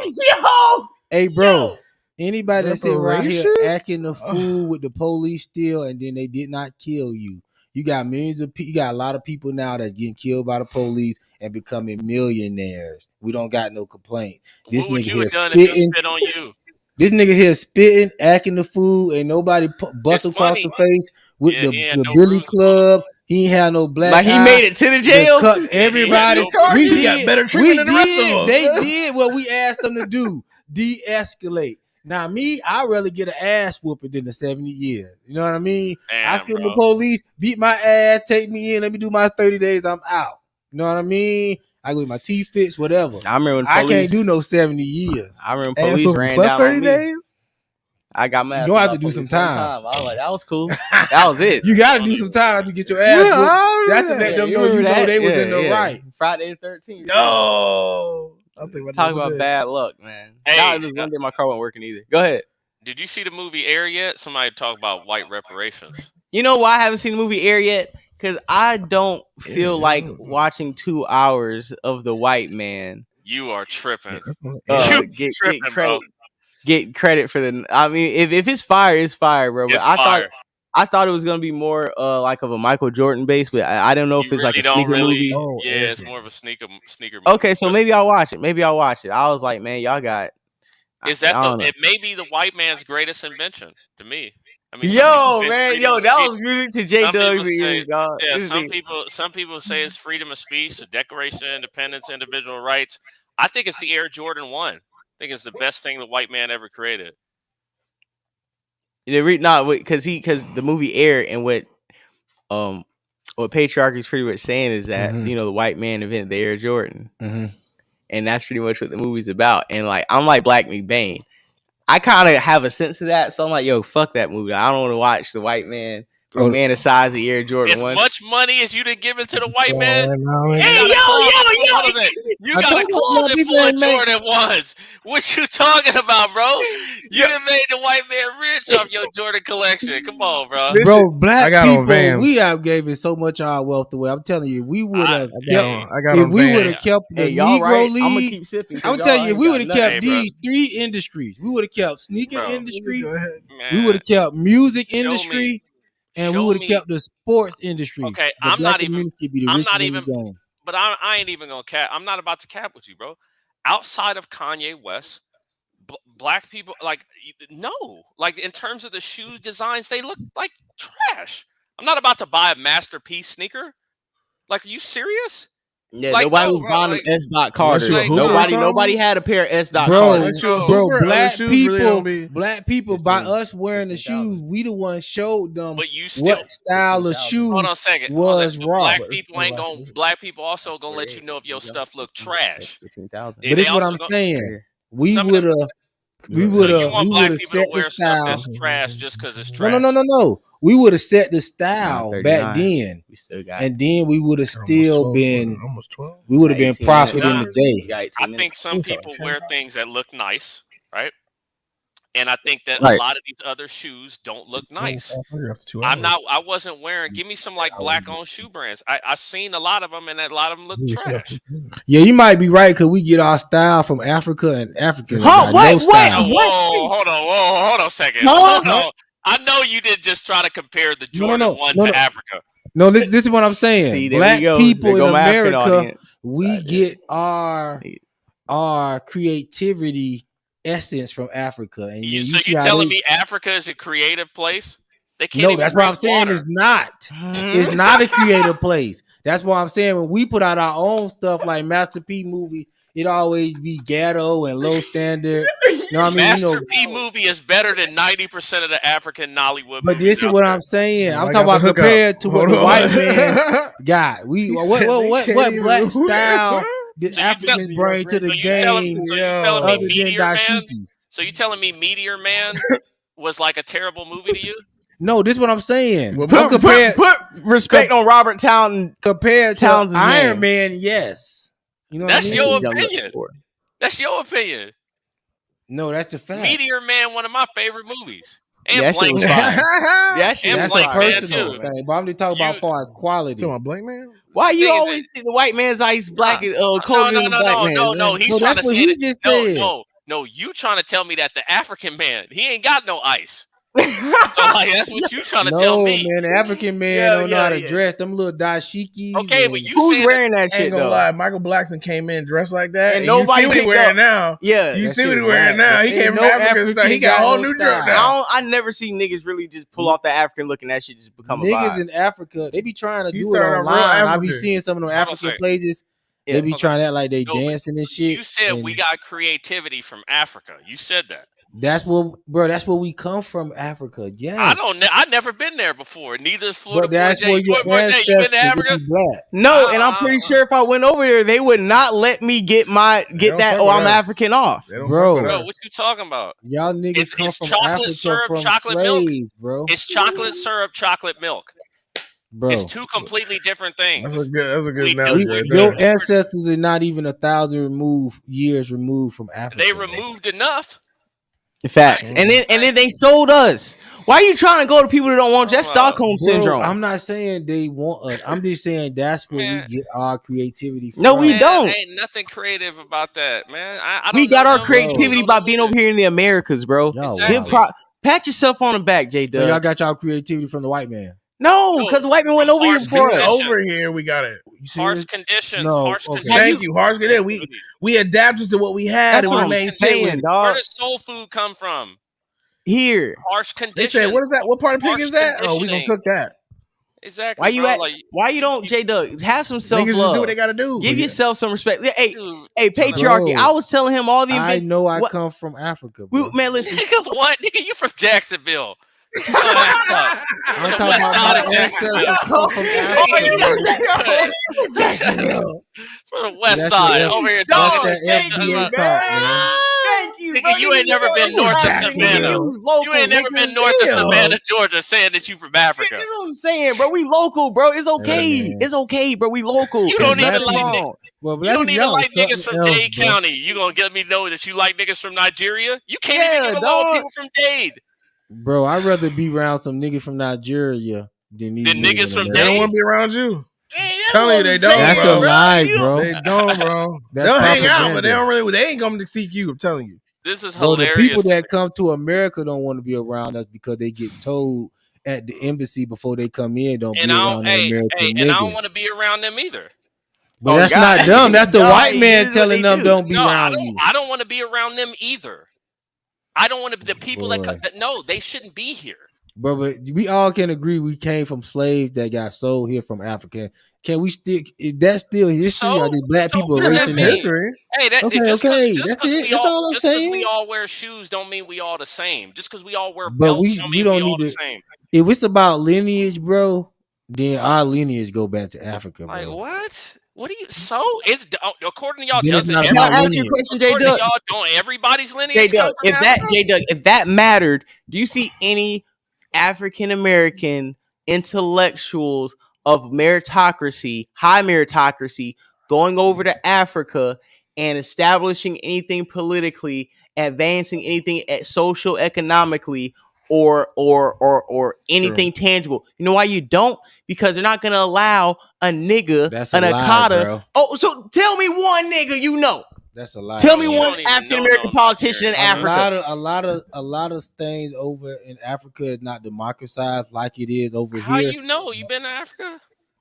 I'm just telling you, certain places still ran by certain villages, bro.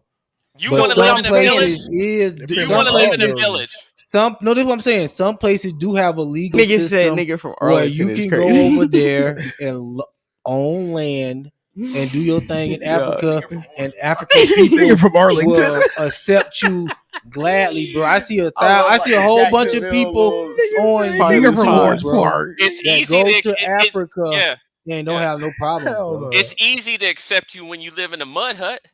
No, bro, it's a lot of when you ain't got nothing. Y'all sound like white supremacists, bro. Oh, is it? So you telling me That's I'm white supremacy talk, bro? Don't leave the white man nuts. That's what it sound like. Yeah, but you driving them BMWs though. But you using your iPhone. But you using that iPhone and you using YouTube. That was like the white man's YouTube. I'm gonna tell you like this. iPhone. Remember you said that? This is what I'm telling you. White man going over there buying up land. Numbers, niggas like that. Buying up land, getting shit popping in Africa, while niggas over here talking about. Oh, they colonizing it again? You pro colonization again or what? Yeah. Hey, nobody. Hey man, that's what it is. Okay, so you pro colonization. Okay, cool. Hey yo, Black McBain, keep my hood out your mouth, nigga. Don't ever talk about Mandarin again, nigga. Don't ever talk about Mandarin again, nigga. Man, I may have to do another trip back down to Florida, bro, because we may have to get. Y'all nigga done pledge allegiance. Ain't no Bass Pro shopping, no Nigerian. Nigga said ain't no Bass Pro shopping Nigerian. Them niggas can't fish. You ain't been to no fish. You fish. Patriarchy. Why y'all have country nigga? allegiance to the white man, bro? The white because man I love America. What you talking? I love America. The white man don't want you here though, bro. They trying to place y'all with the Mexicans, bro. We didn't even do. What are you talking about? The white man don't. What are you talking about? Now niggas don't understand, baby. Just like you said, the Africans don't. No. Hey, patriarchy. Have you heard of the Civil War? You said the Africans don't want you there. You understand that? War? So you do understand the white man don't want you here. Have you heard of Reconstruction in America? Bro, the white man don't want you. Have you heard of Reconstruction in America? The white man don't want you, bro. You think? Hold on a second. Let me ask you a question. Nigga said FBA a proud bowl. Hold on a second. No. I can guarantee you, you was educated. Your public school was ran by who? Talking about that. I don't know, but if they didn't want you here, you would not be here. Hey, Aaron, that's a fact. If they did not want you here, they would do you like they did the Taliban, and they would wipe you out. Here's my proof that they don't care. Here's my proof that they don't want you here no more. The Democrats is arguing for open borders. Show me a Democrat arguing to give y'all niggas some reparations. And what are the Republicans voting for? The Republicans tell you they ain't give you shit. They ain't talking about Republicans. But they're trying to close the border. Don't come to the Republican Party. Hold on a second. Let me just say something. You don't want no begging. So what you're doing is whites are fragmented, but you're trying to blame them from both sides when they. Bro, it's no white. Are you gonna let me talk? Yeah. Oh yeah. Let me get okay. Are you gonna let me talk? First off, I don't think that you believe what you say you believe. I think deep down you can come on YouTube and talk, but I guarantee you, if I were to go into your house, I see nothing but things that were created by white people.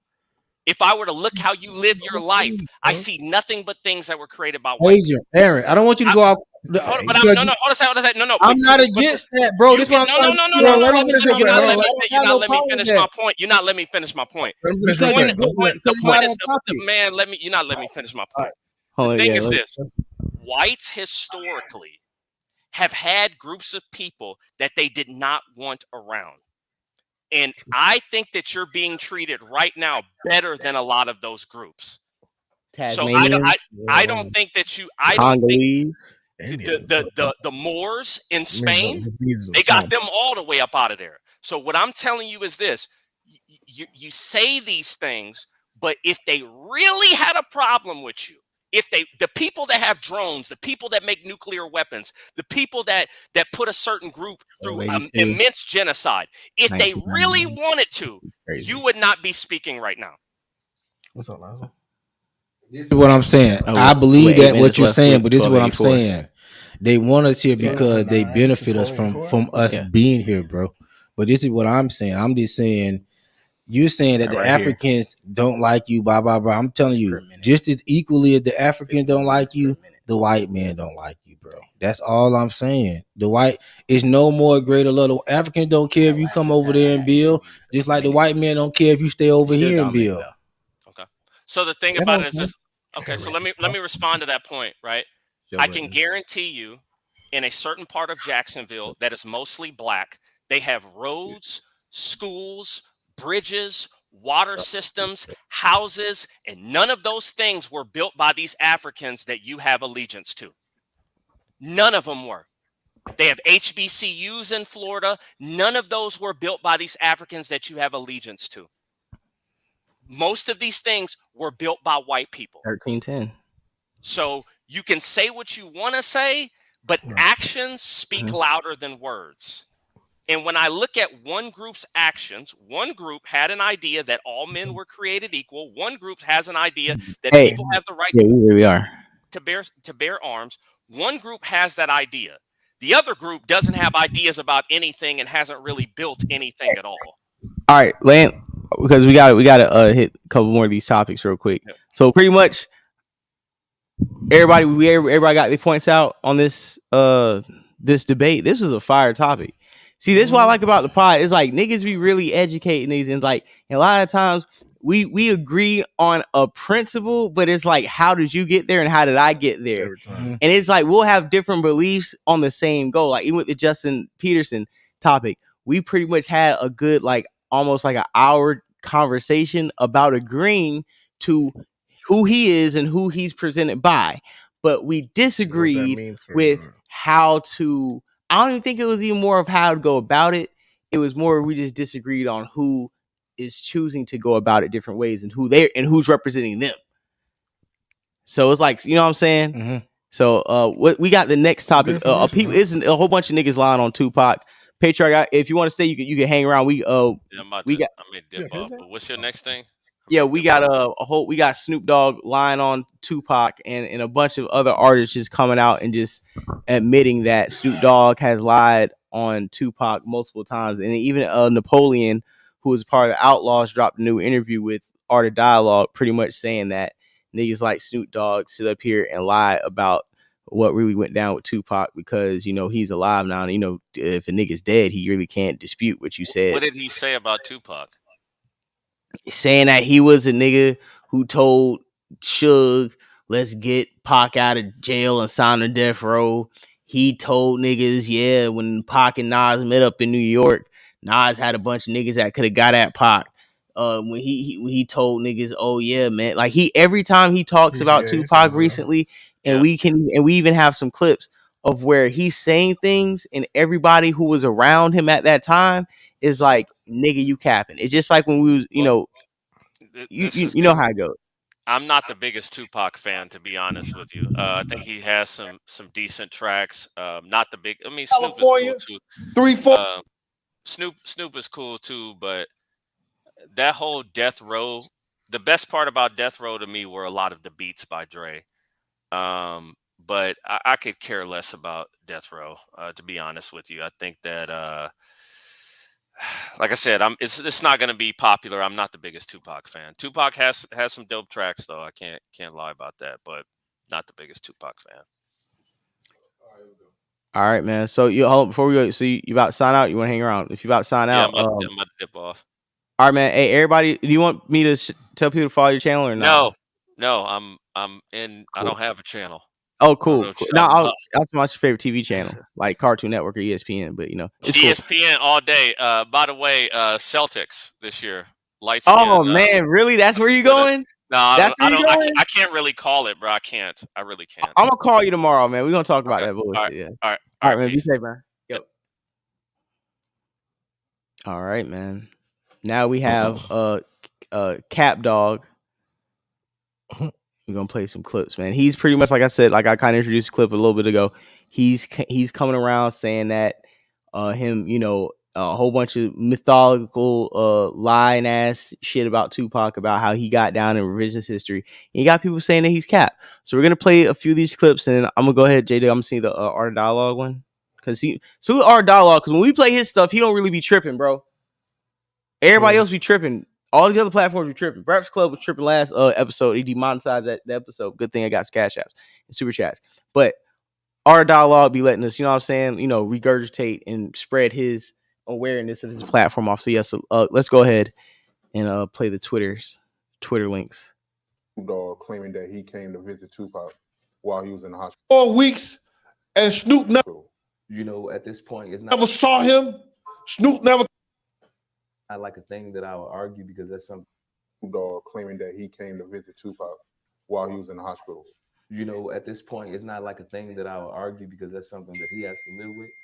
I just know for the time that I was there, he must have snuck in. Dogg claiming that he came to.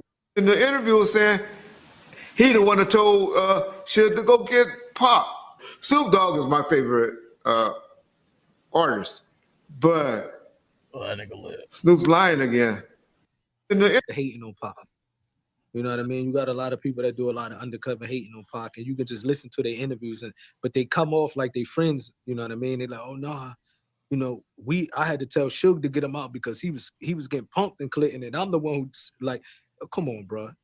We all know that what you're trying to do. You're trying to hate on the down low, you know what I mean? But trying to pretend you know what I mean? Like very clever hating going on. You know what I mean? Nas almost got him, man. I'm a gangbanger. If Nas would have caught him slipping, he would have been washed. Like all this hating stuff. You know what I mean? So what they're doing is that, because Pac is not here to speak and refute these things. So they're doing it in a way where it's not straight hate, like hating on Pac. It wasn't all that love until Pac was dead.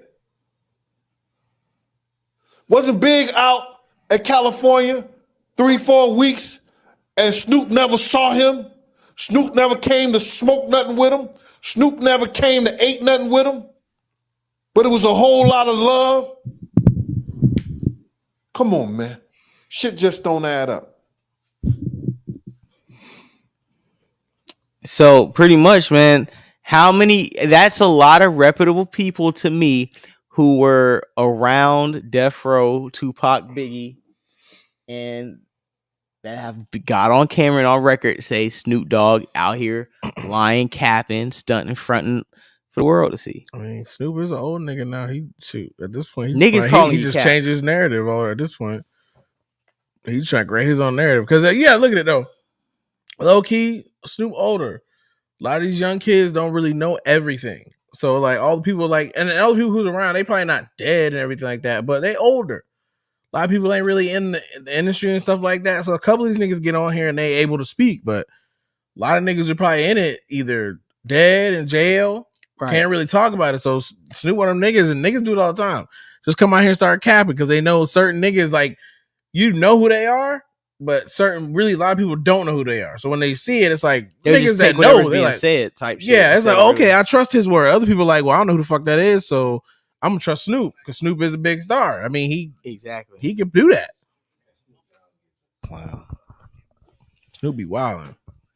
Snoop Dogg is a clown. Snoop definitely he definitely Uncle Snoop though. I remember when he was looking at Snoop Dogg. I mean, at Tupac when he was giving an interview with MTV, and I always thought Snoop Dogg was a clown. And in that Art of Dialogue, if you go to like the two, like say like the 2 minute, like 55-second part. I mean, no, 1 minute 55-second. Go to that part. So it kind of like brings into the story. Salute to everybody in live chat. $, Florida Boy J. Saying we got link if you want to call in. Cash App. I'm saying up on there if you want to, super chat, tap in. Please make sure to likes reflect the viewers in here. We've gotten over 15,000 views. Like I said before, repeat that, 15,000 views in the last 48 hours. We're doing great. We passed 3,000. I think we got over 3,017 subscribers. So we've passed the 3,000 mark. So now we're on the way to 3,100. Salute to our dialogue once again, and in this interview with Napoleon. Bro, we used to visit him all the time, man. Pac was in there like chilling, you know what I mean? Nobody want to be in prison though. Of course, it's not chilling like you home free. You want to get the hell out of there. You know what I mean? He wasn't like, hey, I'm good. Y'all just go do your thing and leave me alone. No, he wanted to come home, but he definitely wasn't having any issues.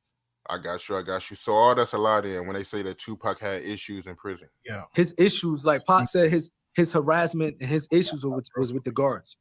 You know what I mean? And when I say this, because I'll be reading some of these comments and people be like, oh, why are you making this scene? When I say Pac not having any issue, not because he's above anybody or he can't have issues. Like he can have issues like everybody else. Not like he's infallible or he's just untouchable. You know what I mean? Because that's how some people might think, oh, he could. But because the people had a lot of love for Pac, even upstate, you know what I mean? And in the East Coast, West Coast thing didn't really pop off yet. Maybe if it had popped off serious, it would have been some people like some Biggie fans and it would have been serious. But this was at the beginning of it. You know what I mean? And people had a lot of love for Pac. Right. Yo, you're right about that, man. That whole East Coast, West Coast thing didn't pop off at that point when Tupac was in prison. But why do you think some people is pushing that narrative, though? I think you got a lot of people that do a lot of undercover hating on Pac. You know what I mean? You got a lot of people that do a lot of undercover hating on Pac, and you can just listen to their interviews, but they come off like they friends. You know what I mean? They're like, oh, nah. You know, I had to tell Suge to get him out because he was getting punked and Clinton, and I'm the one who's like, oh, come on, bro. We all know that what you're trying to do. You're trying to hate on the down low, you know what I mean? But trying to pretend you know what I mean? Like very clever hating going on. You know what I mean? Nas almost got him, man. I'm a gangbanger. You know, if Nas would have caught him slipping, he would have been washed. Like all this hate and stuff. You know what I mean? So what they doing is that, you know, because Pac is not here to speak and refute these things, so they doing it in a way where it's not straight hate. Like the majority of the people ain't gonna look at it as them being haters, but people like us, we know where that's coming from. Yeah, I see what you mean. You know what I mean? People that don't know the story, they gonna look at that and they gonna be like, oh, you know, what's the issue? He just telling his side of the story. He loved Pac. Yeah, he loved Pac because he told Suge to get him out of jail because they was punking him and Clinton. No, bro, you just leave it alone. You hating on Pac. He's not here to defend himself. You know what I mean? That I don't really agree with none of that type of stuff, bro. We're reinventing our network so you can deliver even more to your customers. Personally, like when I hear what he was saying about the situation, what it sounds like is what everybody else is saying about what Snoop comes out and has this revisionist history and act like everything was cool and everything was like fly. And, you know, what's the name? Even the Suge Knight had a clip where he said, you don't see Tupac on that Dog, what was that? The Dogg Father album, Snoop Dogg's first album. I think he was like on one record. You know what I'm saying? Like them niggas, Tupac. Like he was only on one record on the Dogg Father, on Snoop Dogg's follow-up album, The Doggy Style. That came out like in 96, 97.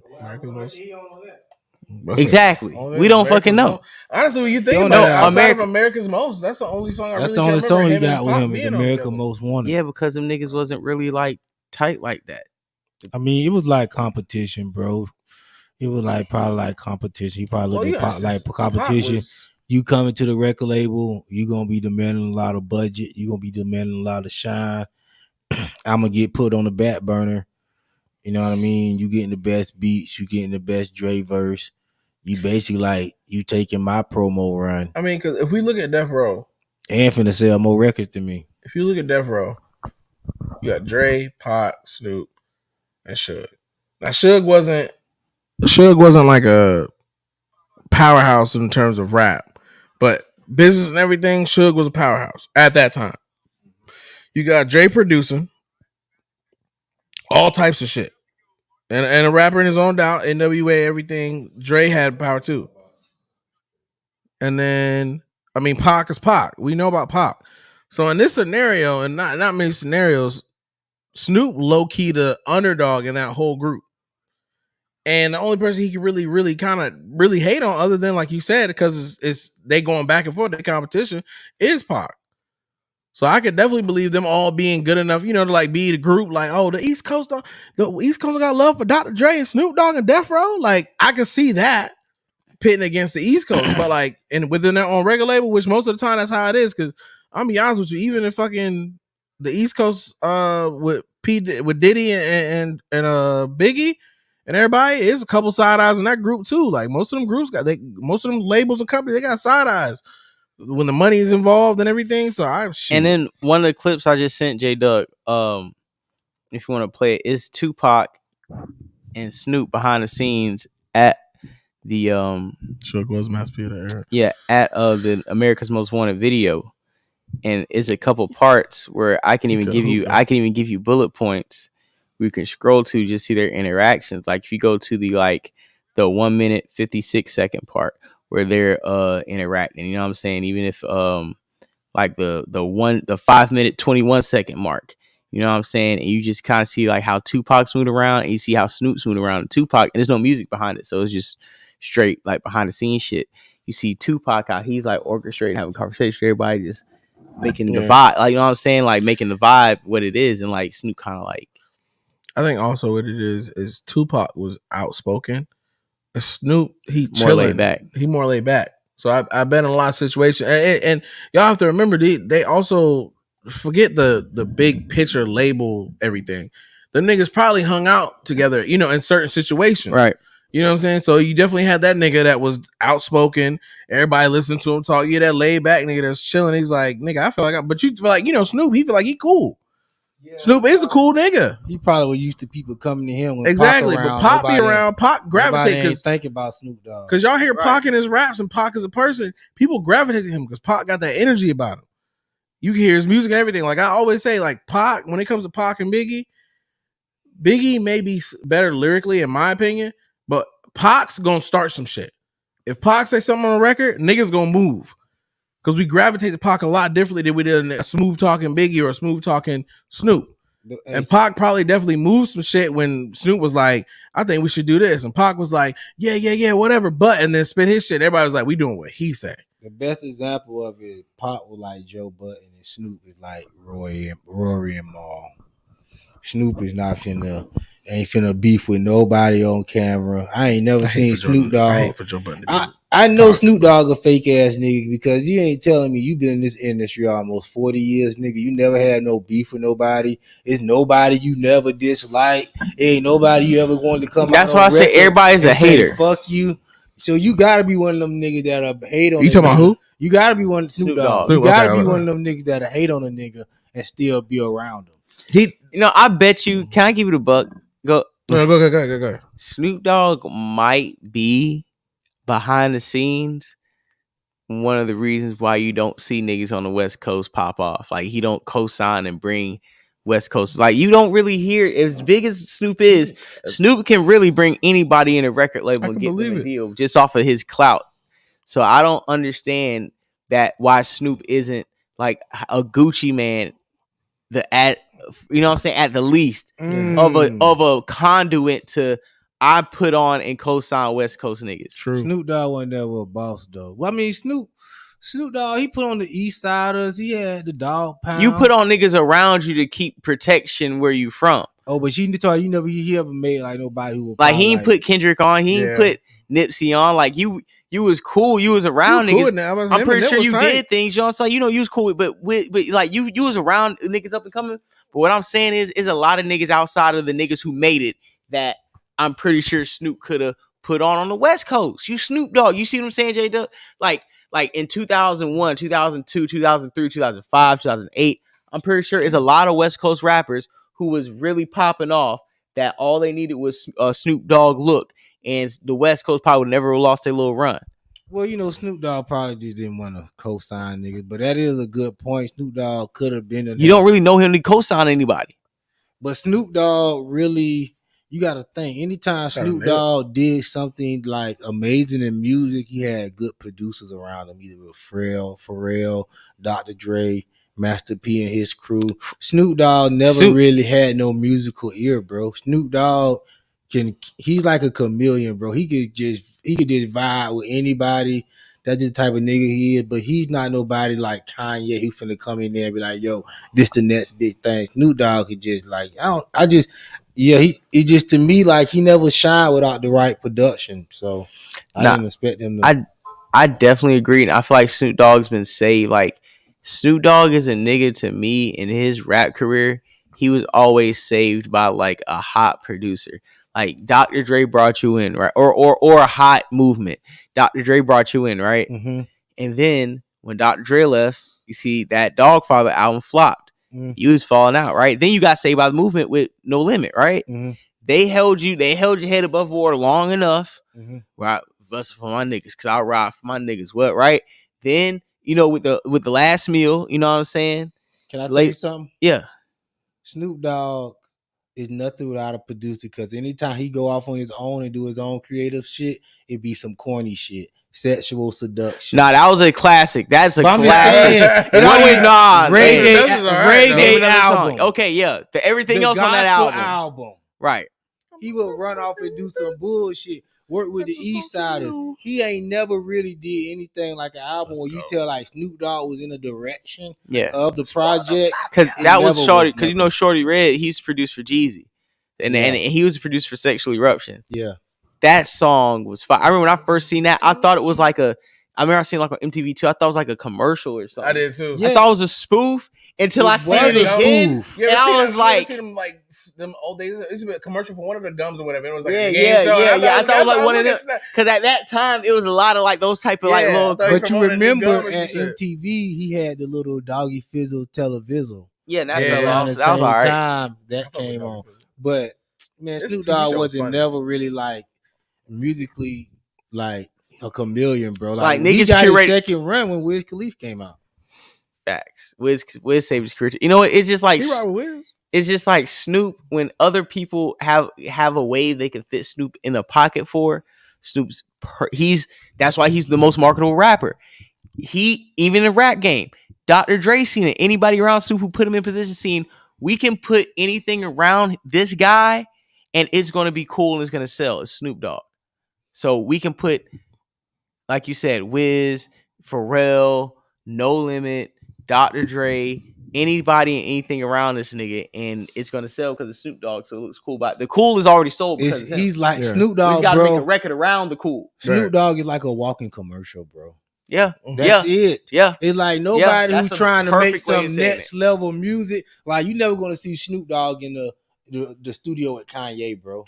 Because Kanye in there trying to make some next level music. He ain't trying to make no commercial shit. He like Lil Duval, you need a Snoop Dogg on your song because even his bars sound like an advertisement. Yes, white people are gonna be like, "Yo, Snoop Dogg on this song from Martha Stewart. Let me hear. Oh, I live in my best life." And it's like a commercial. Martha cool, so and you know I get my dip on. Yeah, because all his raps are just because you gotta say they sound like commercials. Yeah. I get my dips in my chip, then I hit the crib. Yeah, because his old songs is like barbecue classes now. Yeah, like you play that. Yeah, like you might. Like you might walk into an all-white suburban party and hear Snoop Dogg, a whole Snoop set. Everybody know it, and they rapping all the words, all the words. And guess what? And then we walk in there like, who are these niggas? Yeah. Who let niggas in? I heard Snoop. I heard Snoop, and I thought it was never mind. I'm out. He said Snoop and Kanye got jams together. Stop. I never heard Snoop. Bro, and what? Kanye with a song. And now they might. It might be early Kanye's. It might be some early Kanye. We don't know. Produce a lot because niggas don't know Kanye did a lot of stuff. Yeah, Kanye produced a lot. Hey, somebody said the last song Tupac and Snoop Dogg had together was Pop's Life with Ashanti. Yo, who said that? Hey, yo, ban that nigga. Yo, you out of pocket, nigga. You out of pocket. That shit was tight though. Pop's Life. Man, that shit was ass. Hey, T.I. was on that too, wasn't he? Yeah, that shit was ass. I can't even got it. Listen, murder was the case that they gave me. Do we have any more topics before we wrap the show up? Because I know it's midnight. Yeah, we had a 2-hour mark. You could probably wrap. Yeah, listen, man. I'm gonna say this. Salute to everybody. This is Perspectives and Facts podcast, episode 69. Pause. We had another great episode. I appreciate, you know what I'm saying, Rob for pulling up. I appreciate. Oh my God, yo, that's crazy. Yo, that's crazy. Snoop line. That's damn. what I'm saying. Salute J Dug, man. J Dug came here cooked up. Salute the patriarchy. Patriarchy definitely came in and cooked up because Aaron came with some points. Yeah, we definitely need it because sometimes we have these political conversations. I want certain people who like have these types of conversations to talk because I know everybody's gonna be able to cook. So that was great. We ran through a few topics. They were great. We were short, concise, very clean show. Like I said, once again, salute to Rob, man. Rob, his last clip this nigga did, last time I checked, this shit is over 7,000 views. This guy, Robert. Yeah. I put, Rob. I ain't even know about that, man. What Yeah, you man. I'm talking trying to about? find. Yeah. You did over 7,000 views. 7,000 likes. Yeah. So so I want to. I ain't know that though. Yeah. Nigga, over right now. It's a Mexico clip. Right now, it's sitting at 7,924 views on one back end, on the front end analytic. On the back end, that means probably past 8,000. Just to give you guys a round of applause again one more time for wrap up the show. Like I said, we have done 15,750 views in the last 48 hours. Over 3,017 subscribers. So not only did we go above, we went beyond the target. Not only 3,017 subscribers. Yeah, we've probably gotten like 20 subscribers today alone. So like I said, we're passing the 15,000 view mark. Consistency is key. Yeah, we are on the way to 100,000 this month. Like I said, yeah, we dropped a multitude of videos, clips, shorts. We're staying consistent. I just want to say thank you to everybody who salutes and subscribes to Perspective Facts Podcast. This is a dope platform, and we're the future. I've just AKA myself the pod son. You know what I'm saying? You got the pod father. I'm the pod son. You know what I'm saying? FBJ is the future. You know what I'm saying? J Dogg, Live on Point Network. You know what I'm saying? Robert. You know what I'm saying? We out here. Salute. We're gonna play these records by DZ Redline because it's a family business. You know what I'm saying? We got rappers, designers, podcasters, producers, all types of shit. You know what I'm saying? It's the real type of internet trap you need to be doing. Creative collective. Streets, you know what I'm saying? Holla at, man. You guys have a great show. It's Friday night, man. Catch us in your algorithm. You guys have a great show. And also make sure that you are sharing this and you're sending it to Twitter and you're following us. You want to shout out your Twitter? Let people know your handle on Twitter and Instagram. I think it's Black Hourglasses. And then for Instagram, and then I gives no fuck. The no with a 0. On Twitter. Appreciate that. Yeah, man. You guys have a great show. You have a great weekend. Thank you. And be safe. And listen to these nice tunes, man. Stay in and vibe with us. Anyway, stack it to the ceiling and we vacate. Grind it up, sack it up, sell it out. Yeah. Got a wide open cruising to this Janet Jackson. Deep conversations, never ending, never lasting. Dark sense, smoking whip, full moon, got the insides lit. Baby, we riding in the clouds, sweetie, I can see everything. Watch them scratch and claw back from 27, nothing in these ratting pennies. Fuck them crackers, shoot the rats with pennies. She tried to go back and forth, couldn't match with my tennis. Put her on the belly, fuck the head that I was buying kidneys. It was all computer loving, dog, I never got a digit. She was nut hugging while I wrote raw papers cause they the thinnest. Mission complete, eye contact only, super strategic, all about the money. Let's that man cook it, GM3 it, yeah. On 95 windows crack, letting the wind blow. Real life rap, no game, this ain't Nintendo. This the Genesis, Dreamcast, astral projection. Keep a pistol on my hip, just for protection. Keep a pistol on my hip, just for protection. This the Genesis, Dreamcast, astral projection. Real life raps, no game, this ain't Nintendo. On 95 windows crack, letting the wind blow. Rose gold runs and gushments, coasting, consuming candy. Saturday night cartoon shit, elephant print all over my 85s. Kick back, put the car on drive, floating around giving game. Only if she can get me paid. Slash the lane in the flash, 06 the Wayne Wade. Perfect picture for my listeners, Thomas Kincaid. I'm a smooth operator in paradise. She wanna bet on me, then it's time to blow my paradise. Rub and shake them up a little bit, then roll them out. We look gorgeous together, girl, I ain't pulling out. Like fuck a plan B if plan A is working. Master your mind if you wanna shine. Girl, fuck all that twerking, yeah. On 95 windows crack, letting the wind blow. Real life rap, no game, this ain't Nintendo. This the Genesis, Dreamcast, that's a protection. Keep a pistol on my hip just for protection. Keep a pistol on my hip just for protection. This the Genesis, Dreamcast, astral projection. Real life rap, no game, this ain't Nintendo. On 95 windows crack, letting the wind blow. On 95 windows crack, letting the wind.